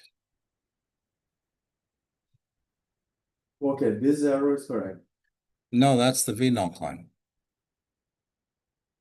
Ah, yes, true.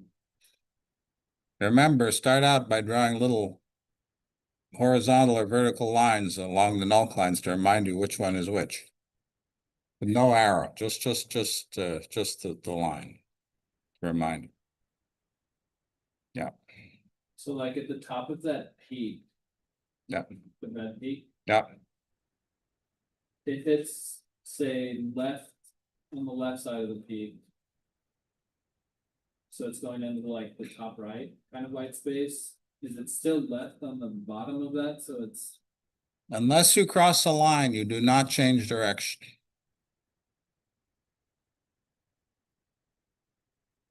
So let's see, Pedro, let's just start where we are here. So let's draw some horizontal lines on the red one and some vertical lines on the green with no arrow directions. That's good. So now let's start with our blue. Now we remember which one is which. So now let's start with our blue arrow here. And let's go to this central region here. When we cross that green line, we are crossing the U null cline. So which direction do we flip? The U null cline flips us in the U direction. So we were going down and to the right. We are now going to be going down and to the left. So could you put a down left arrow in that region here, Pedro? Or I can do it. I can do it. So we have in this region, yeah, there we go. Pedro's got it. Now, when we cross this null cline, this is a V null cline. When we cross the V null cline, we change the direction of movement in V. We were going down, so we're now going to go up and to the right. Thank you.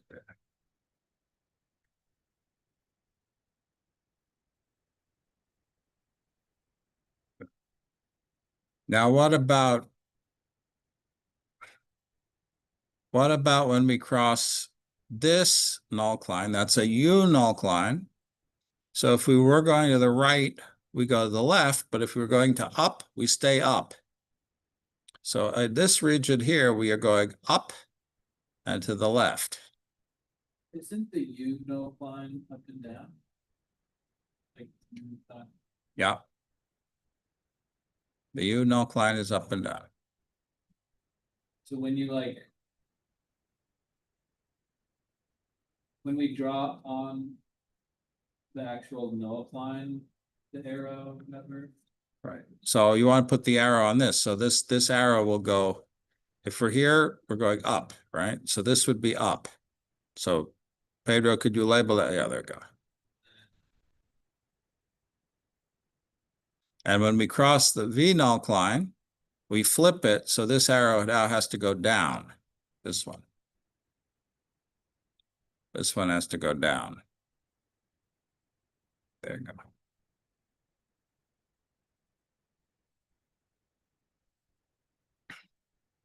Now we cross the the V null cline again. So now here we're going up on this region. We're going up.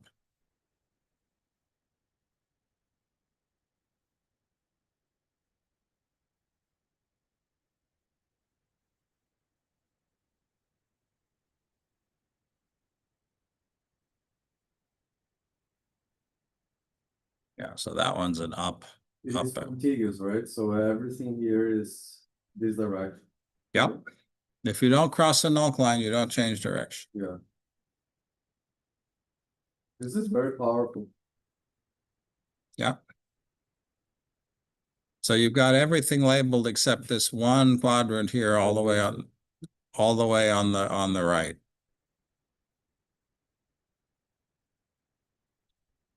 When you cross the green line. You flip the. Horizontal direction. Yeah. Yeah. So basically, the axis, it's universally in this direction. V is this direction, and since this slope is changing that direction, is that why like we are flipping the direction or? Like, I don't know.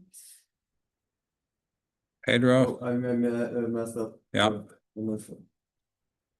Yeah, that's the thing. It's very tempting to want to flip it according to the direction of the null line. Yeah, that's. what- But that's why I recommend drawing those little vertical and horizontal lines to remind yourself which direction you have to flip, because otherwise it's really easy. There you go. Got it. I think I got all of them. Yeah, that's right.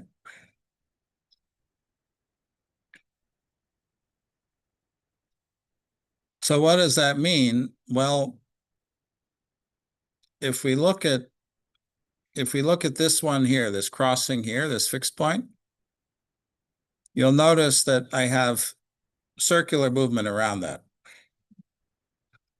If I look at this guy here, no, it's a saddle. I'm going up. I'm going up. Up. If I start here, I go up and to the left. If I start here, I go up and then cross here and then go back. So my trajectory looks like that. If I start down here, come here, I go down like that. Sorry, I don't cross it again. So here I'm going down. It's actually pretty complicated flow for this. But in principle, now, once you've drawn those, you could go in and fill in a little bit more detail. You know, the lines are longer when you're further away from the crossings. And you can actually come up with a pretty good approximation for the global behavior of the system just from that one line and these two null lines. So I basically have something like this. And then this. Well, you look at the line you just drew, Pedro. Is that horizontal? Remember, when you cross the red null line, you have to be going left to right. When you cross the green null line, you have to be going up or down. Yeah. So I mean, yeah. So this one does this. Which I'm not sure I see which one you're playing. This is a possible. No, you can't reverse direction except across a null line.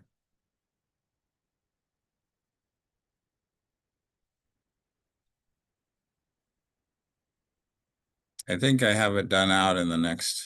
That's right. This is okay. This is correct. Yeah. And then I have another flow line doing this, combining that. Well, you're never going to get two lines coming together. Yeah, true, but I mean, they both will point to the same direction. That's what. But you're also not horizontal across your red line. Yeah, but that's difficult to draw. Yeah, well, that's, Will it Yeah. never cross that red line, right side? No, that's better. Sorry? What was the question? If on the like very right Yeah, most one, we're Yeah. going down into the left. yeah. And once I cross this, I have to cross this vertically wherever I hit. And then I flip going to the, there we go. Like Yeah, I that. guess I'm confused about the red. The, And Well- then this one does this, and then like, how do you even cross this red line here if all your lines are No, well, you're going horizontally. this one? Oh, you mean, well, because down and to the left could be, I mean, he's drawn it as a 45-degree angle, but it could be. Yeah. There's a lot of variability in direction within down and to the left. Yeah. Okay. are the other two correct with this? I think so. Right? the last two there, the saddle.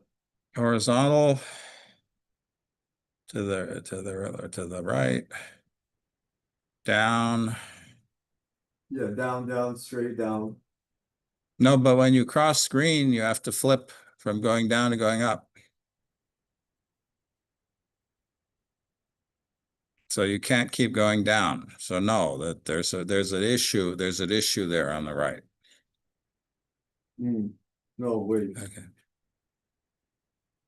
I mean, yeah, but it is very subtle. Yes, I don't want to spend too much time on this because we've got other things to do, but let's just say you could take this home and play with it.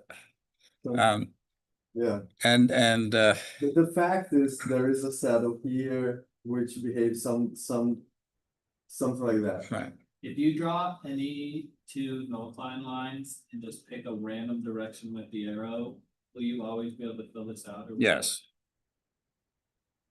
You'll get, I mean, there are four possibilities for here. You could be down right, up right, up left, sorry, down right, up right, down left, up left. Each one of those will flip a bunch of other things. And each one of those will give you different stabilities and behaviors where you have the fixed points. Here we have one crossing, two crossing, there are three fixed points in this diagram. This is another saddle, right? Yes. And what if I have completely unstable, like unstable in all directions? Well, some of those are hard to, some of those, so for example, when you have a spiral like this, you can't easily tell from just looking at it whether it's a stable saddle or a stable spiral or an unstable spiral. Oh, I know when. The angle of the crossing is what tells you. It's the case that Dylan suggested. When your U null Cline is horizontal and Yeah. your V null Cline is Yeah. vertical. Sorry, the other way around. When V is horizontal and U is vertical. I And they cross. At the crossing point, you have the perfect outwards flow. Yeah. Yeah. Correct? And let's actually do the other one because that here we can't do much because we don't have a mathematical form for it. And I didn't do, I mean, in principle, I could do, there's a whole set of mathematics, which is in Herbert's textbook, which says, you know, when you see these kinds of crossings, what kind of fixed point is it? Is it a stable star, an unstable star, a stable spiral, an unstable spiral, and so on? We haven't done all that analysis, and so I don't want to spend too much time on it here because it's assuming that we've done some math that we didn't do. For our purposes, it's really more of a getting an intuition. Here's one which we can do. And this is a very significant equation. It's called the Fitzhugh-Nagumo equation. And it was developed as a simplification of a model of neuronal action potentials. And so it's a simplified model of what's going on in your brains at the moment as you're trying to process this information, but just in one neuron. And the reason it has this complex form is something I don't want to go into in detail today. But what's quite interesting about this set of equations is that they can give rise to what are called excitatory behavior or to periodic oscillations. And so what I would like people to do is let's just look at this picture for a moment where I've actually numerically drawn the null Clines. How many fixed points are there in this diagram? One. Because there's only one crossing. All right. Now, if you just sketch on a piece of paper this cubic curve here and this line here, and label dv by dt equals 0, dv by dt equals 0 means I cross this green line horizontally. du by dt equals 0 means I cross the red line vertically. So draw just a sketch of this and draw vertical lines on the red, horizontal lines on the green. And then see if you could figure out one point where you could tell which direction you're going, to the left or to the right when you're crossing green, or up or down when you're crossing U. And these have a slightly more complicated mathematical form.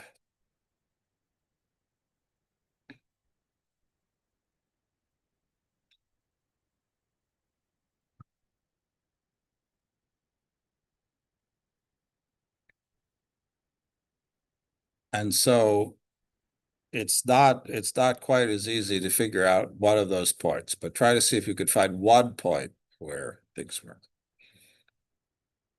I'll give you a hint. If you look at the V equation, that's a simpler one than the U equation.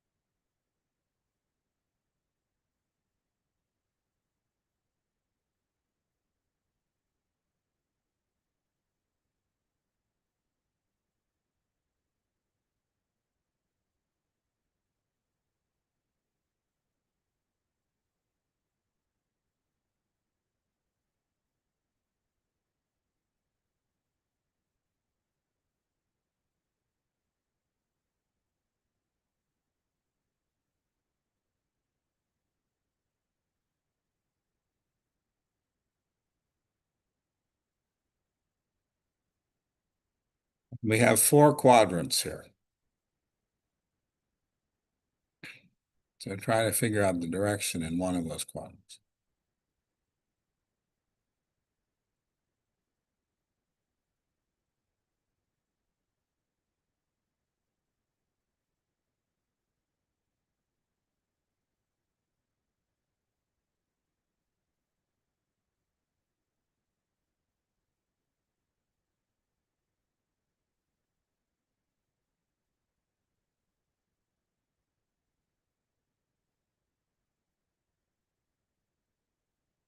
And once you've done that, try to trace by hand what you think the trajectory could be. So it's pick a point in the U, V space to start with, and then follow your arrows the way Pedro was trying to do it for that squiggle that we did earlier, and see if you could come up with a possible trajectory for what happens.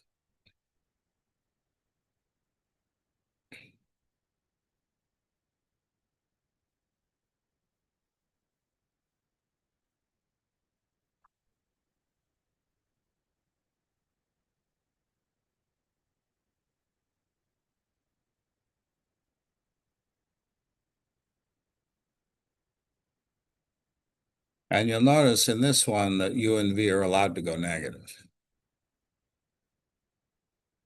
because these represent the electrical potential, particularly the calcium and sodium. Sodium.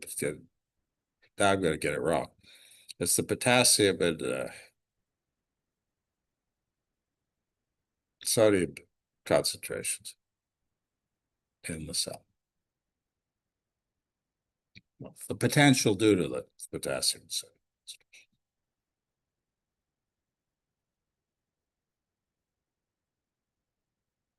across the cell membrane.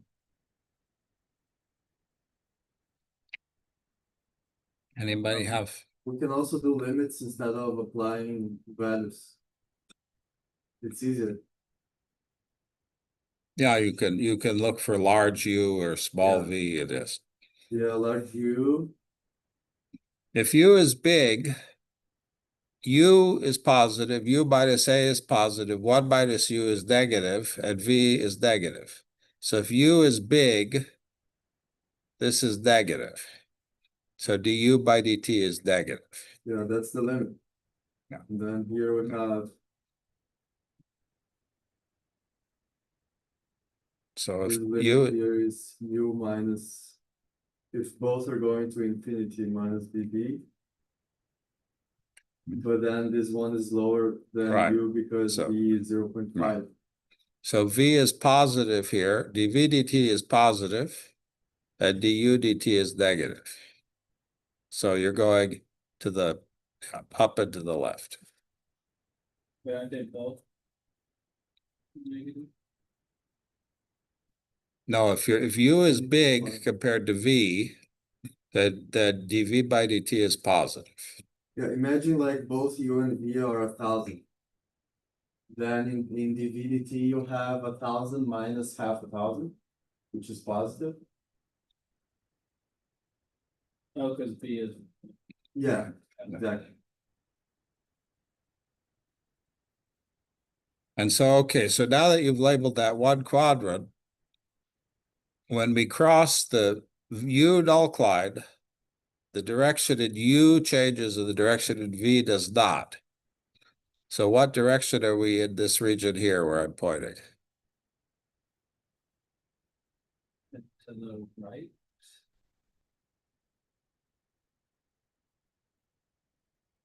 No, Pedro, other way.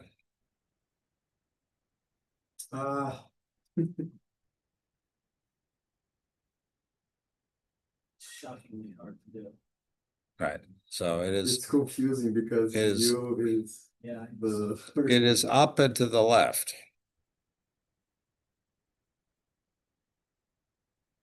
So when we cross the U null Cline, we flip the U direction. So if it's up and to the right, left here, it's going to be up and to the right down below. So draw up and to the right in this region below. Yeah, there we go. And now what about when we cross the V null Cline here? We flip V. So we're going left and down. And what about this region here? We flip U, so we're going down and right. So we'll notice that around the fixed point, we have something that looks like a circulation, like a counterclockwise rotation around this fixed point. The problem is that we'll notice we're not allowed to cross the red line horizontally, and we're not allowed to cross the green line vertically.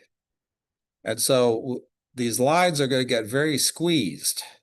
Sorry. Off about. When we cross the red line, we have to be vertical.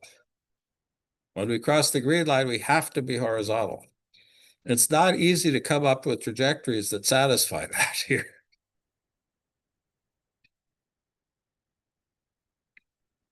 So try just starting at some place on the screen and drawing a trajectory and remembering that you have to be vertical when you hit the red line and you have to be horizontal when you hit the green line.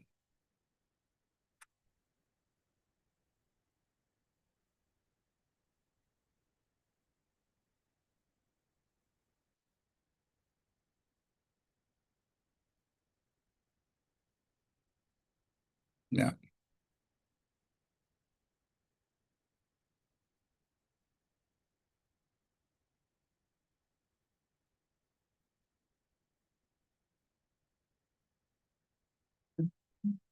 Well, that's possible. That happens not to be what happens for this, but yes, that's possible. That's the oscillatory state, Pedro. Yeah. It doesn't inform you the stability of the fixed point, so. you- That you have to actually look locally at Yeah. the cross. And that was the thing we didn't do a lecture.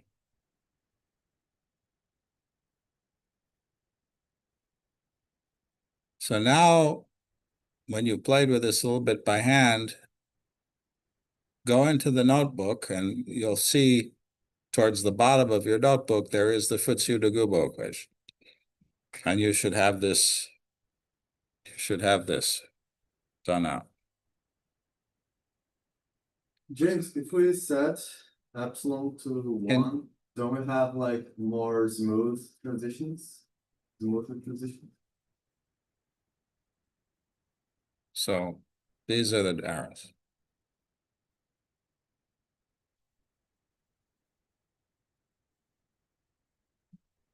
Well, there are reasons that epsilon is what it is.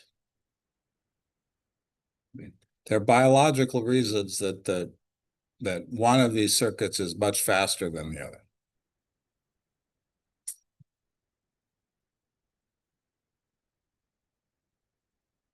Because this actually does represent ion channels in neurons.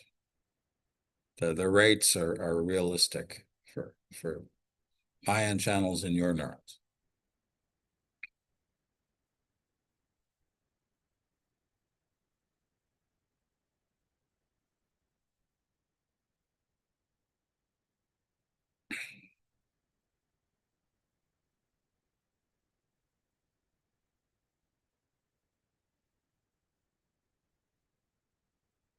That this one is one of the things with calcium ion. Yeah, so it's I'm blocking on blocking is a funny word to use. I'm blocking on whether it's sodium and potassium or sodium and calcium. I think it's sodium and potassium.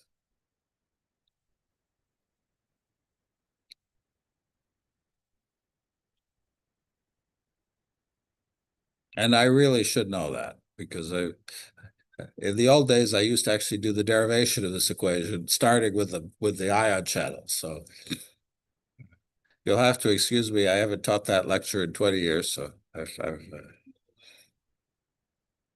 well, So biologically, like when it blocks it, yeah. Yep. so this is actually something that's rather interesting. What happens now here, again, you really want to look at the notebook because the movement is a little bit complicated here. You're going to get this basic flow circulation of counterclockwise around this fixed point.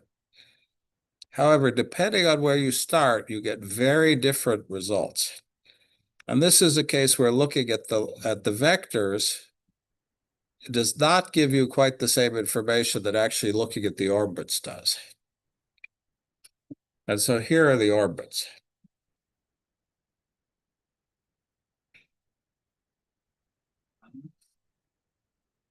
And the orbits in the code that I've given you are not going to be as pretty as this. I spent quite a bit of time with XPP on getting the layout to be just right to draw this.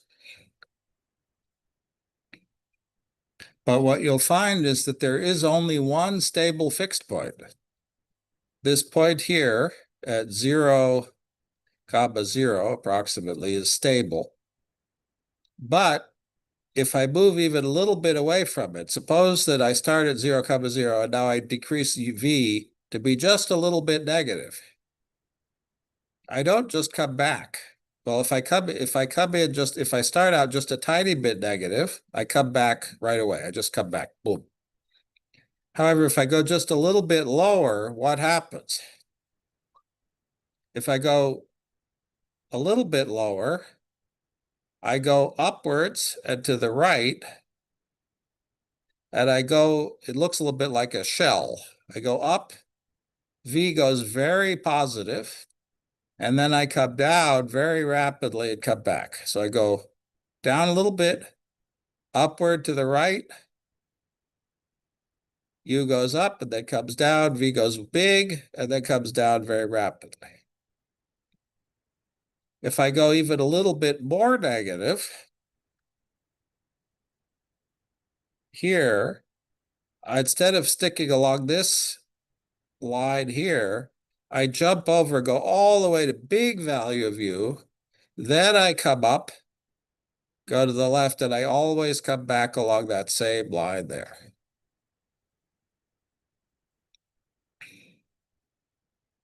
So there are three fundamental patterns of behavior.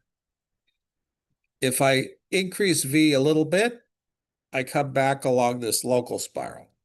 If I decrease V a tiny bit, U goes up a little bit, comes back, and I spiral it.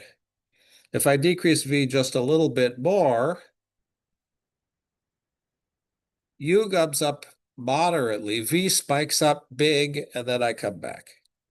If I decrease V even a little bit more, U gets really big, then V gets really big, and then I come back. So I always wind up at the same place, but the trajectory by which I wind up there has three totally different patterns. Just a little perturbation and I come back. U goes a little bit up, but V goes up a lot, and then I come back. U goes up a lot, then V goes up a lot, then I come back. So this circuit can have three totally different patterns of behavior.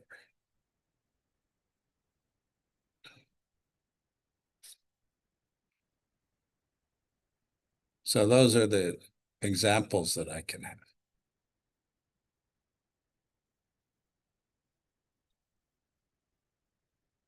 And that's what happens in a neuron. If you have a neuron, it was called resting potential. And I now depolarize it. I pull V just a little bit negative. It bounces back. V goes very positive and then comes back. And it does that quickly. I get a spike. And that's called an action potential.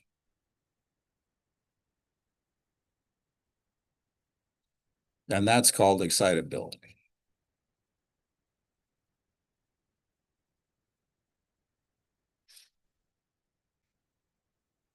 If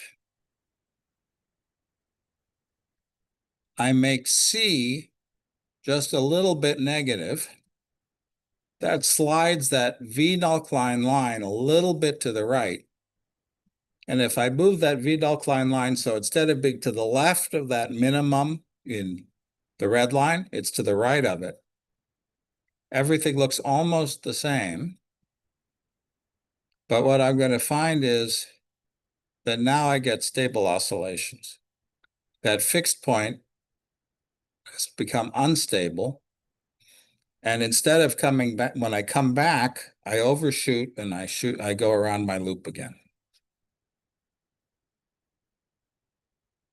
So why don't people try that? I don't know if somebody wants to screen share the notebook and we can look at what it does together.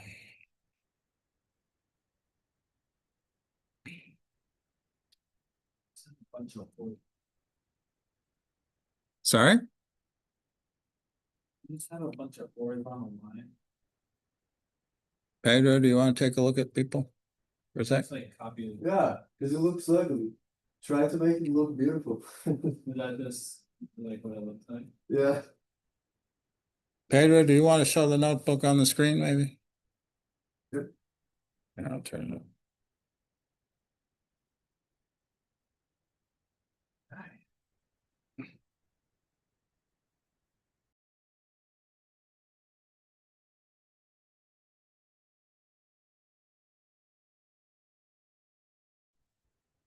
All right.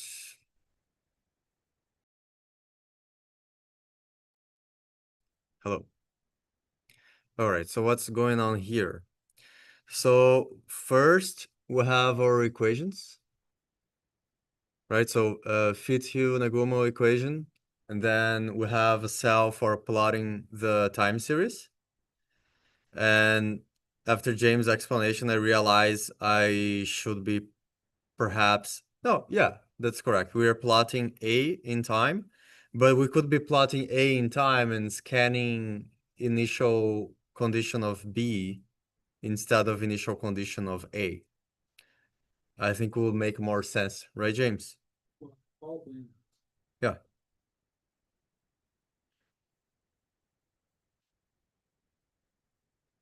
Then in the second cell, what we have are the two rate equations. So for this, we are not using tellurium. We are specifying the rate equation separately because it's faster. So E1 is the rate equation for A. A here is U. So vowel with vowel and consonant with consonant. A is U and B is V. This is the rate equation for V or B.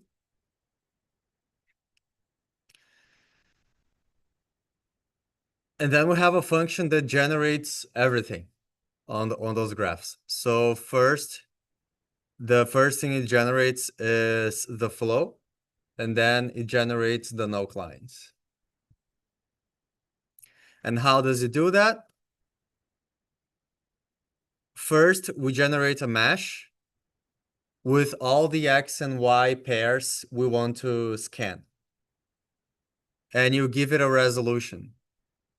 You want to know how many points you want in the mesh. So here, the number of vectors we have is basically our resolution. Our resolution here, I think it's 4,000. So we have 4,000 points between our minimum and maximum values of X and minimum and maximum values of Y. That gives you 4,000 squared values of.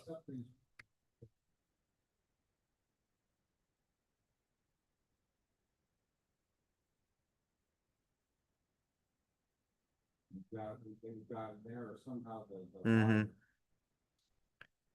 Yeah, it shouldn't be that horizontal. I mean, the flow, but the streamlines, they bend. So that's correct. Yes, but remember, they have to cross that null line, the curvy null line, they have to cross through. Yeah, they are. This one. Yeah, I think it's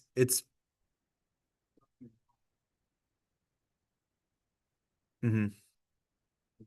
Getting. Yeah. The redirection. Yeah.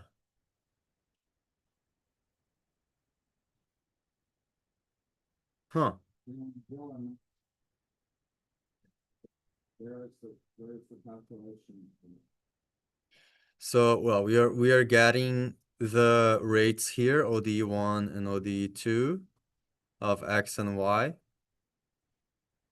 which are set here. So maybe I could have a mistake here. I don't see the mistake. No, but the null lines are correct. Yeah. So this is, yeah, definitely the rates are correct.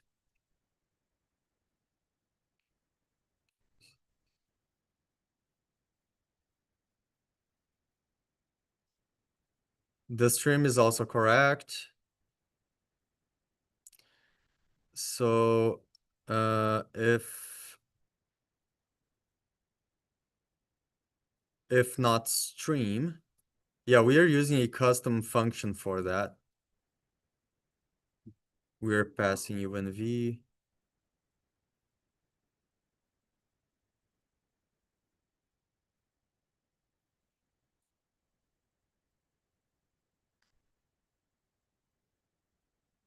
I'm questioning if we really need these two for loops because we already have U and V for all values of X and Y.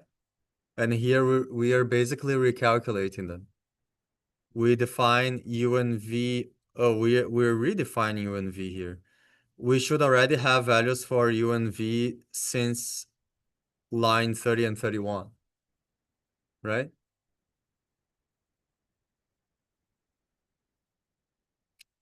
So what I'm saying that perhaps all of this is not necessary. But you still have to calculate. You have to set U equal to those indices, you have to set equal to R of A1. But we already do that here. U equals ODE 1 and ODE 2, which are the rates. It's possible. Okay, let's try then.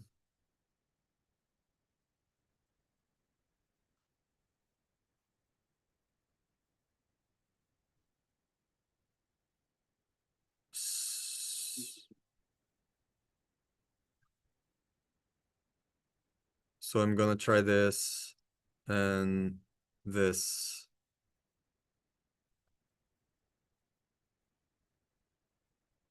That's a scale of the here.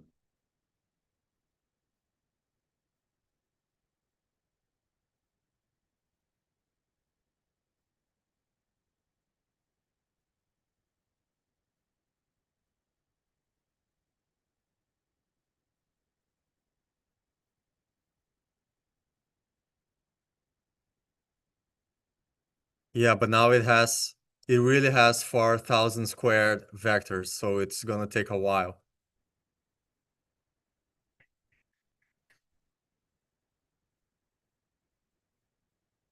Hmm. Well, it's because the plots for the other ones work. But what did we confuse is what we have to look.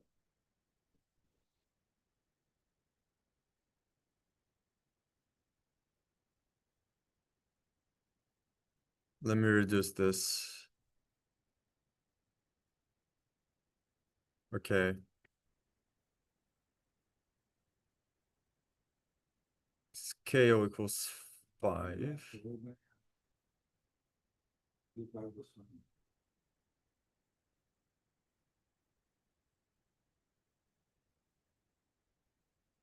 Same plot work. Yeah, that the scale there is the problem. Because the vectors are too big. I don't think people are good like this online. Okay.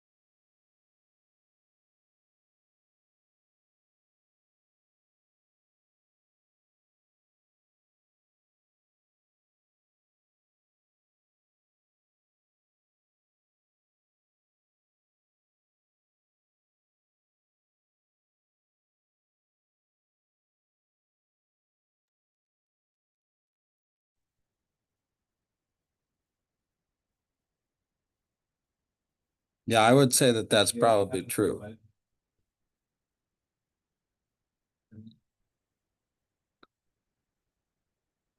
Yeah, so you're stretching the horizontal one so much that you don't see the vertical one.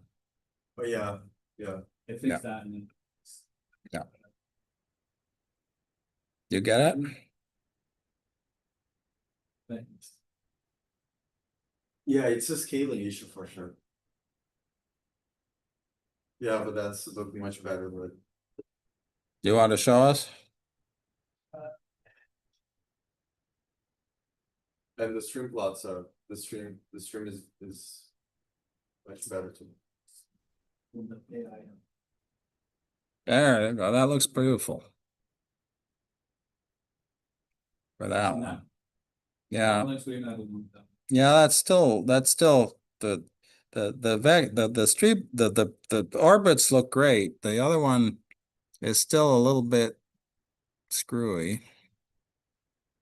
But they're not, let's come back to that plot that you just showed, that one there, the one above it. That one. So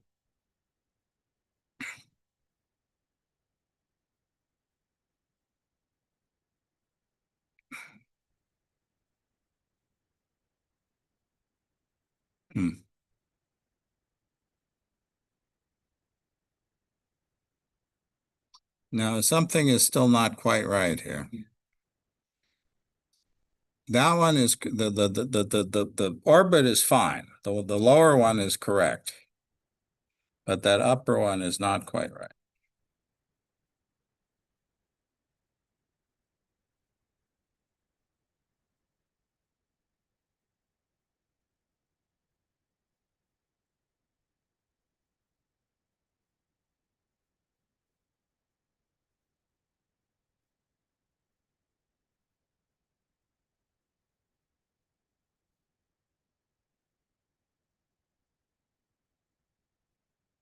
As I say, when I generated my slide deck, I used a different package, and so we were trying to get that to repeat in this framework.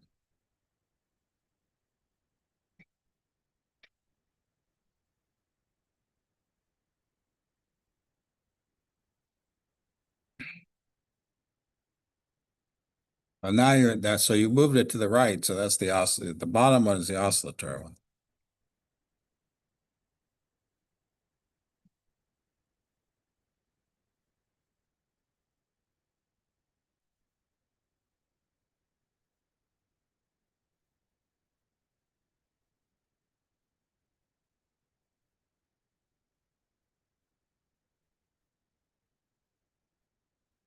No. All right. Well, sometimes things don't work. Finite amount of time.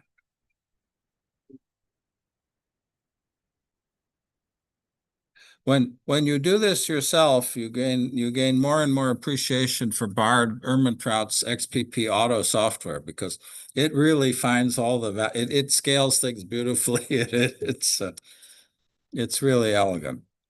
To reproduce that ourselves is not so easy. That code? No, who wrote that code? Connor? No, so that's derived. So the code that we were just looking at, there are a couple of things going on.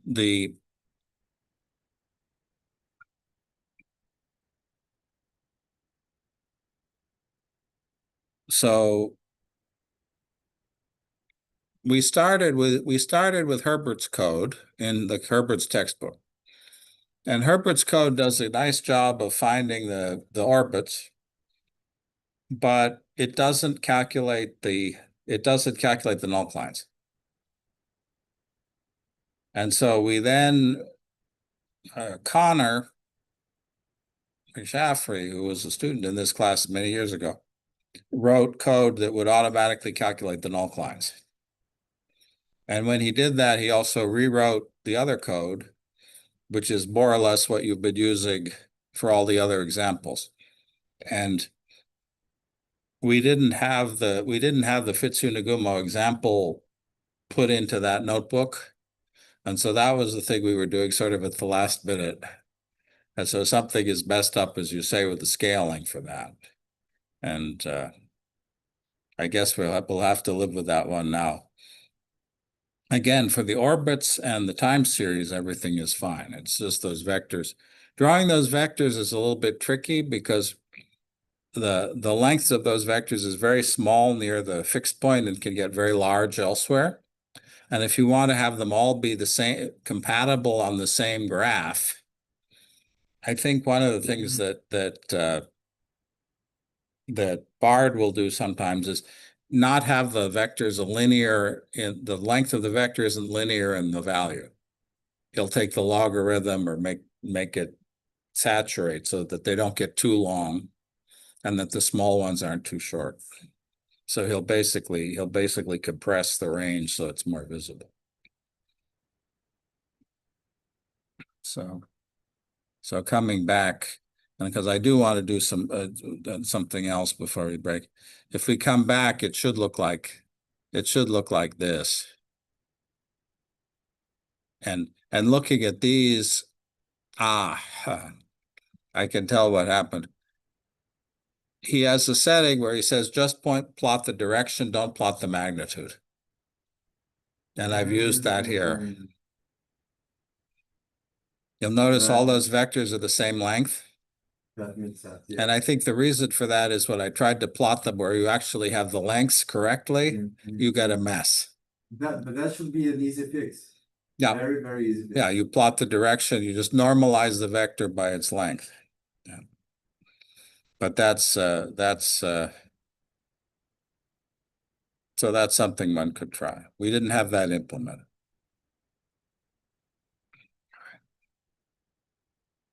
All right, so the last thing I'd hope we'd maybe, well, let's see how we're doing.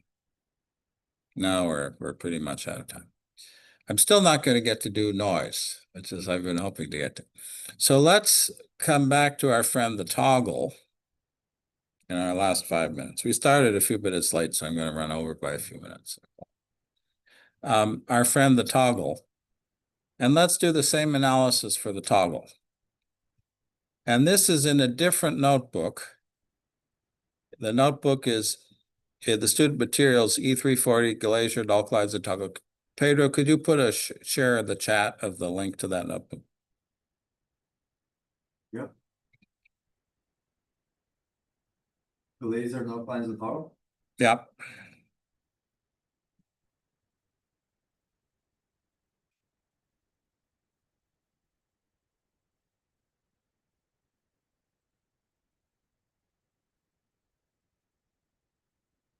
And in this one, now that we've worked with these other situations, and this is a little small perhaps, we can see what's going on. Remember what happens with the toggle. If we start out with A bigger than B, we get large A, small b. If we start out with B bigger than A, we get big B, small a.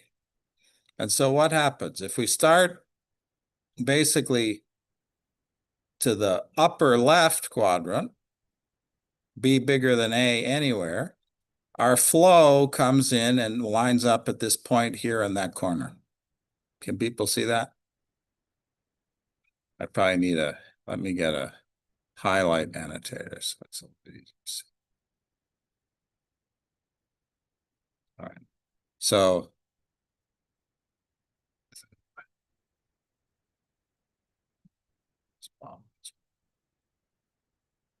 okay. So if I start up here somewhere, I come down, go up, and I wind up in that corner. If I start down here, I go up and go in that corner. If I start down here, I go around and go in that corner. Remember, if I started with A equal to B, I stayed along the middle. I have inward flow along the diagonal, outward flow along the diagonal, and I have that fixed point, that unstable fixed point in the middle. Remember that if I is too small, if the inhibition is too small, I always get a stable large value. Here is small value of I. What happens?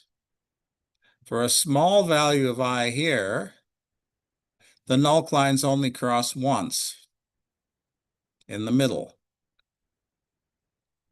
And that's the stable fixed point. No matter where I start, I wind up there.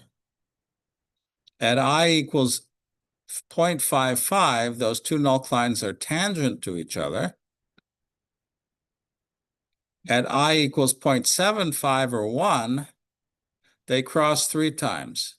Up here in the left top, in the middle, and down here in the bottom right.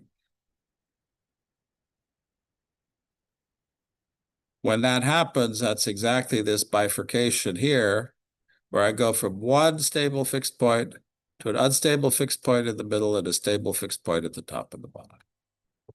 And so we did this last week where we changed the values of I and B and other things and saw what the stable fixed points are. these diagrams and the null Clines are showing us why changing I is causing that kind of change.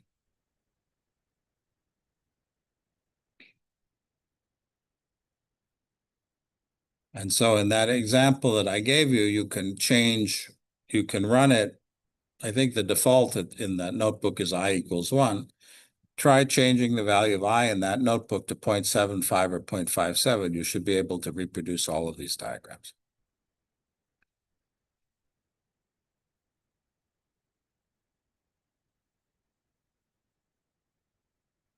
And this is the flow.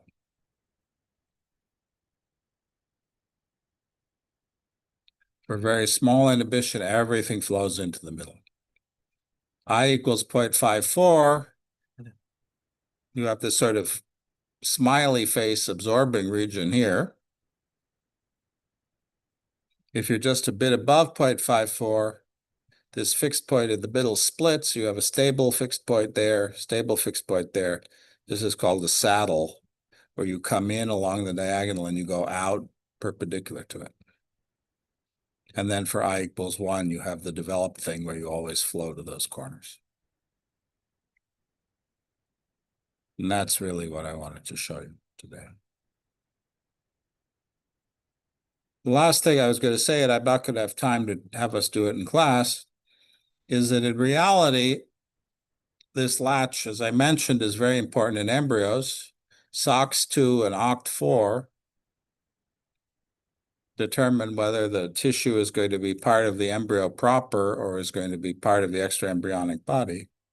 There's an external signal which is due to contact between the cells and the surrounding membrane of the embryo.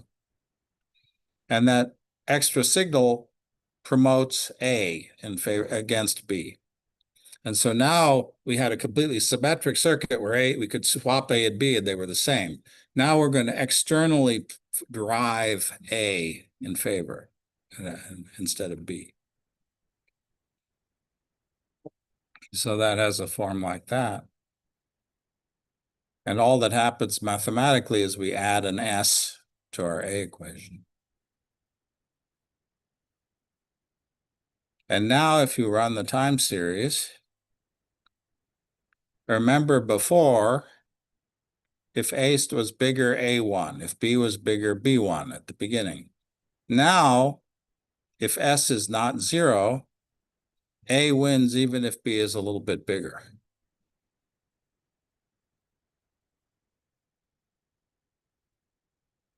And we could do a bifurcation analysis of that one. And that's a little bit more elaborate. What you see here is that instead of being symmetrical between A and B, I'm favoring one rather than the other. And so in this case, when S is large, I always get high A, and I never get high B, because I destroy the crossing between the null Clines here. And so that's as far as I'm going to go today. We're not going to get to do noise today. I keep wanting to come to noise, but I hope that I know there was some frustration with that notebook, not drawing things for the Fitsudaguma quite the way we'd like. But I hope that we had a couple of weeks ago that homework 3 where we had the analysis of all of those simple circuits. And if we really wanted to dig into those circuits more, this kind of flow diagram that we've just done here is the way we would understand those circuits. We saw situations in which sometimes we got oscillation, sometimes we got fixed points, sometimes we got pulses. This kind of diagram can let us understand that. And so when we started out a couple of weeks ago, I had those circuits really to play with to try to give you a sense of what's possible with simple circuits. If one wanted to go back and really understand how those work, the kind of analysis we did today in a very simple way would be the way you would do that. And so we'll leave we still will have, we'll need our friend the toggle when we do noise. If you want, the last thing we could do here, if you've got the circuit running. Nah, it's, no, I don't want to do that. Sorry about that. It's quite easy to switch from the deterministic to the stochastic simulator for the time series. You replace the word simulate with the word Gillespie. You don't change anything else. But because that toggle is embedded in a notebook, I don't want to take the time now since we're over time already. So, right. So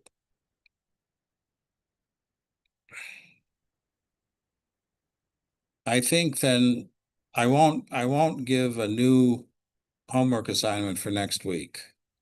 People said that was a big homework assignment. So what I'd like you to do for next week is keep thinking about that oscillator that Pedro will work on with you. Look through the notebooks that I've given you, because you'll need to be able to draw this kind of diagrams to understand that oscillator. And then keep working on your projects and try to have a few slides ready for next week. Okay, is that a fair?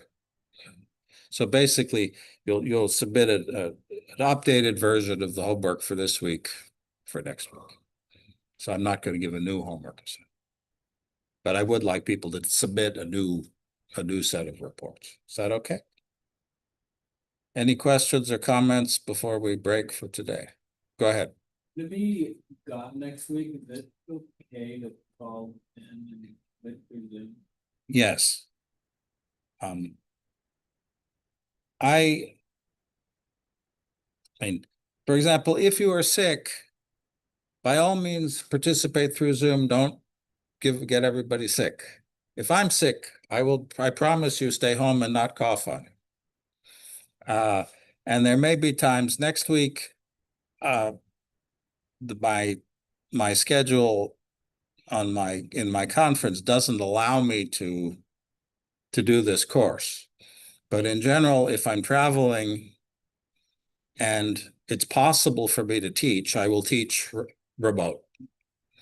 And I'll tell you that in advance, because there's no point in you coming in to sit in this room to be on Zoom.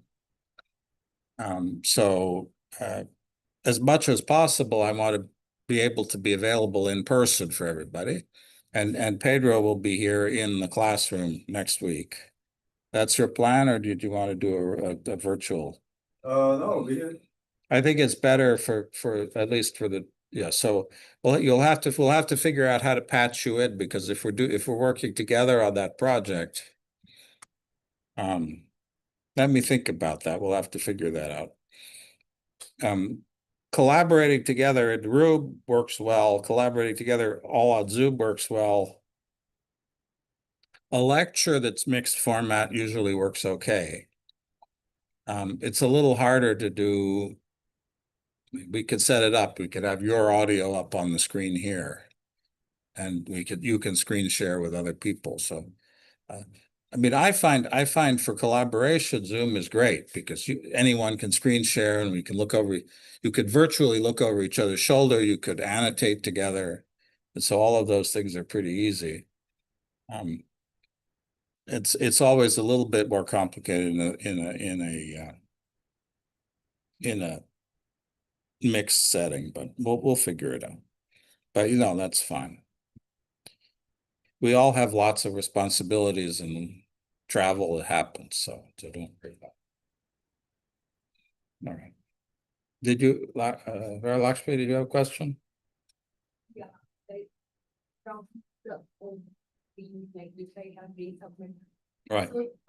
So this is the same stuff, right?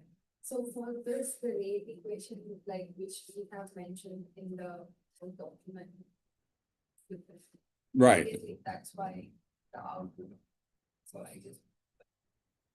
So the question was in the homework, the toggle that we are looking at here had a slightly different mathematical form.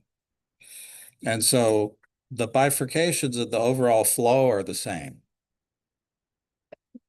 But the numerical values at which changes happen are different.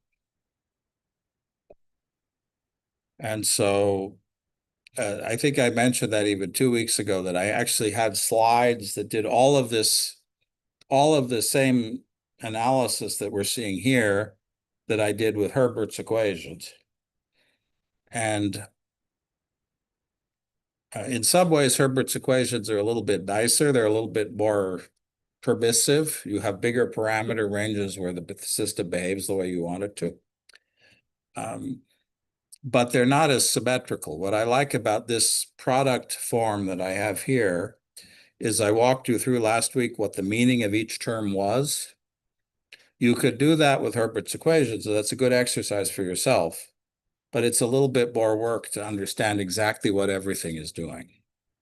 And so I like this formalism a little because it's very symmetrical. So it's very simple. It's a little bit simpler. But the phase portraits that you're seeing here, basically the exact shape of the curves will be different, but the fact that you have 3 fixed points along a line and they separate, that will be the same. So it's not a big difference. And I do have some slides in the slide deck that are hidden if you look at the student materials that do that analysis, so you can see them.